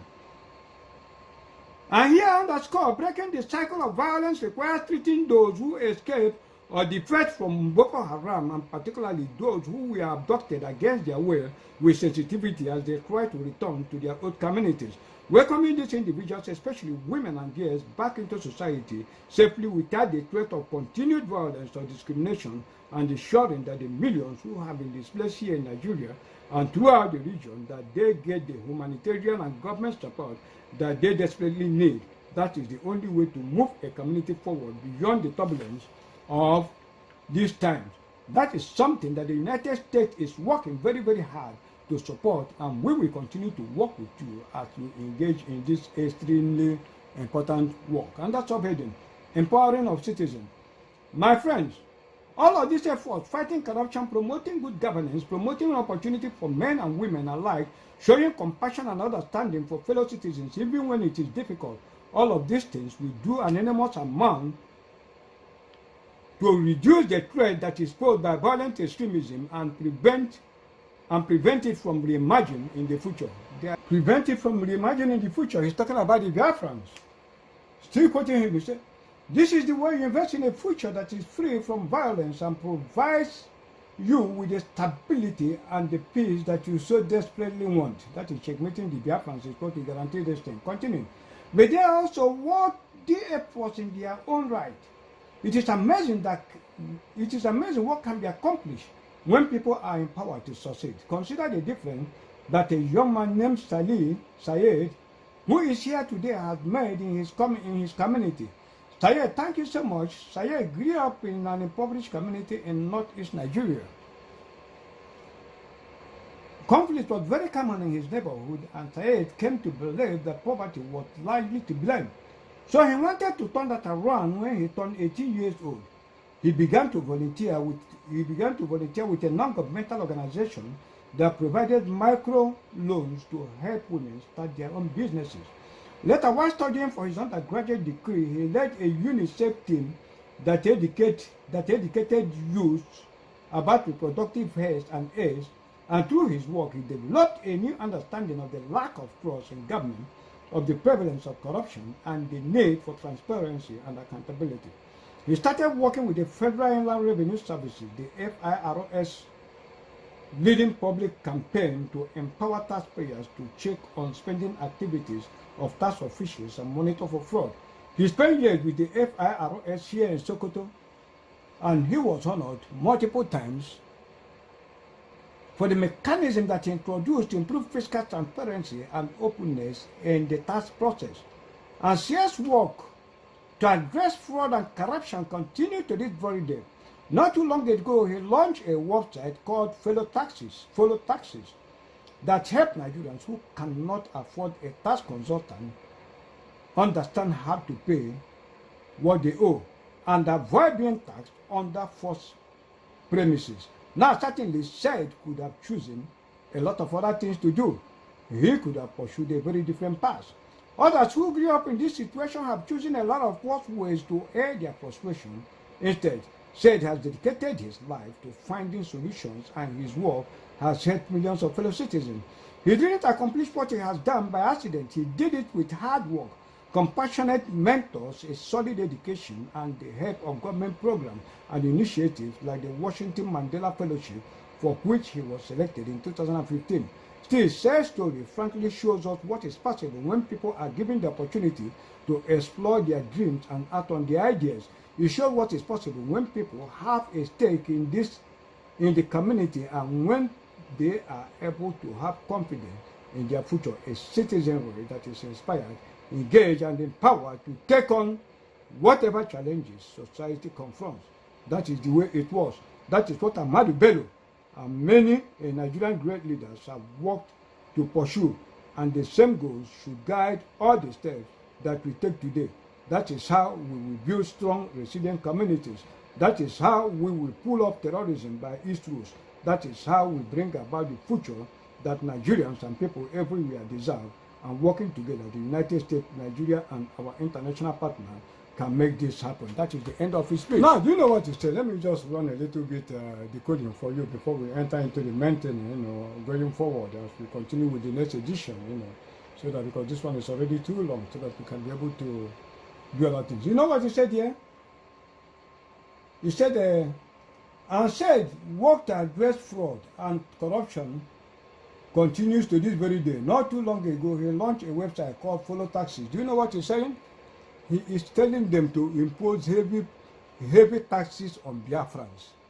This said, you see, is talking about the process of growth of an Igbo man when everything is equal.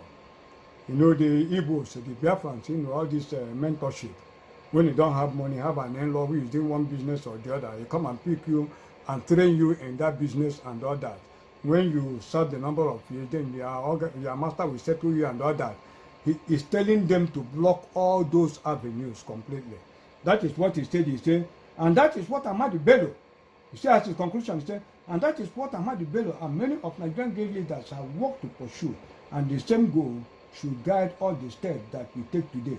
That is how we will build strong, resilient communities. That is how we will pull up terrorism by its root. That is how we bring about the future that Nigerians and people everywhere deserve. That is what Nigeria that will be controlled by the caliphate. That is it. So this Ahmadu Bello he's talking about. Do you remember when I did a BBC interview of Ahmadu Bello? When he said, if they have a work, instead of employing an Igbo man, they do what? They go outside and employ somebody on contract. That is exactly what he's doing. So said sacrifice an Igbo man. So he is saying that they should do what? They should checkmate the Igbos. You know, so that is exactly what he's saying. So these things are very important because they will come into the decoding that we are going to do, you know, in the next edition. They will have to come. They will have to come, you know. They will have to come in. So it's very, very important. We just run out behind. So it's important, you know, I have to let you understand that our real enemies, you know, are not the Fulanese, you know. It's the white race, you know, the white race, the Arabs and all that. Europeans, Americans, especially, you see it. And that reminds me of what, I've forgotten his name, is it Aung San or something like that? He said, the only real prison is fear, and the only real freedom is freedom from fear. So we must have to do what? We must have to take that tentative step, that first step that will give us the magic of the beginning to do what? To extricate ourselves from fear. Fear and do what? Fear to dominate and conquer, because we ourselves are the only people that will extricate ourselves from this particular problem. Another person.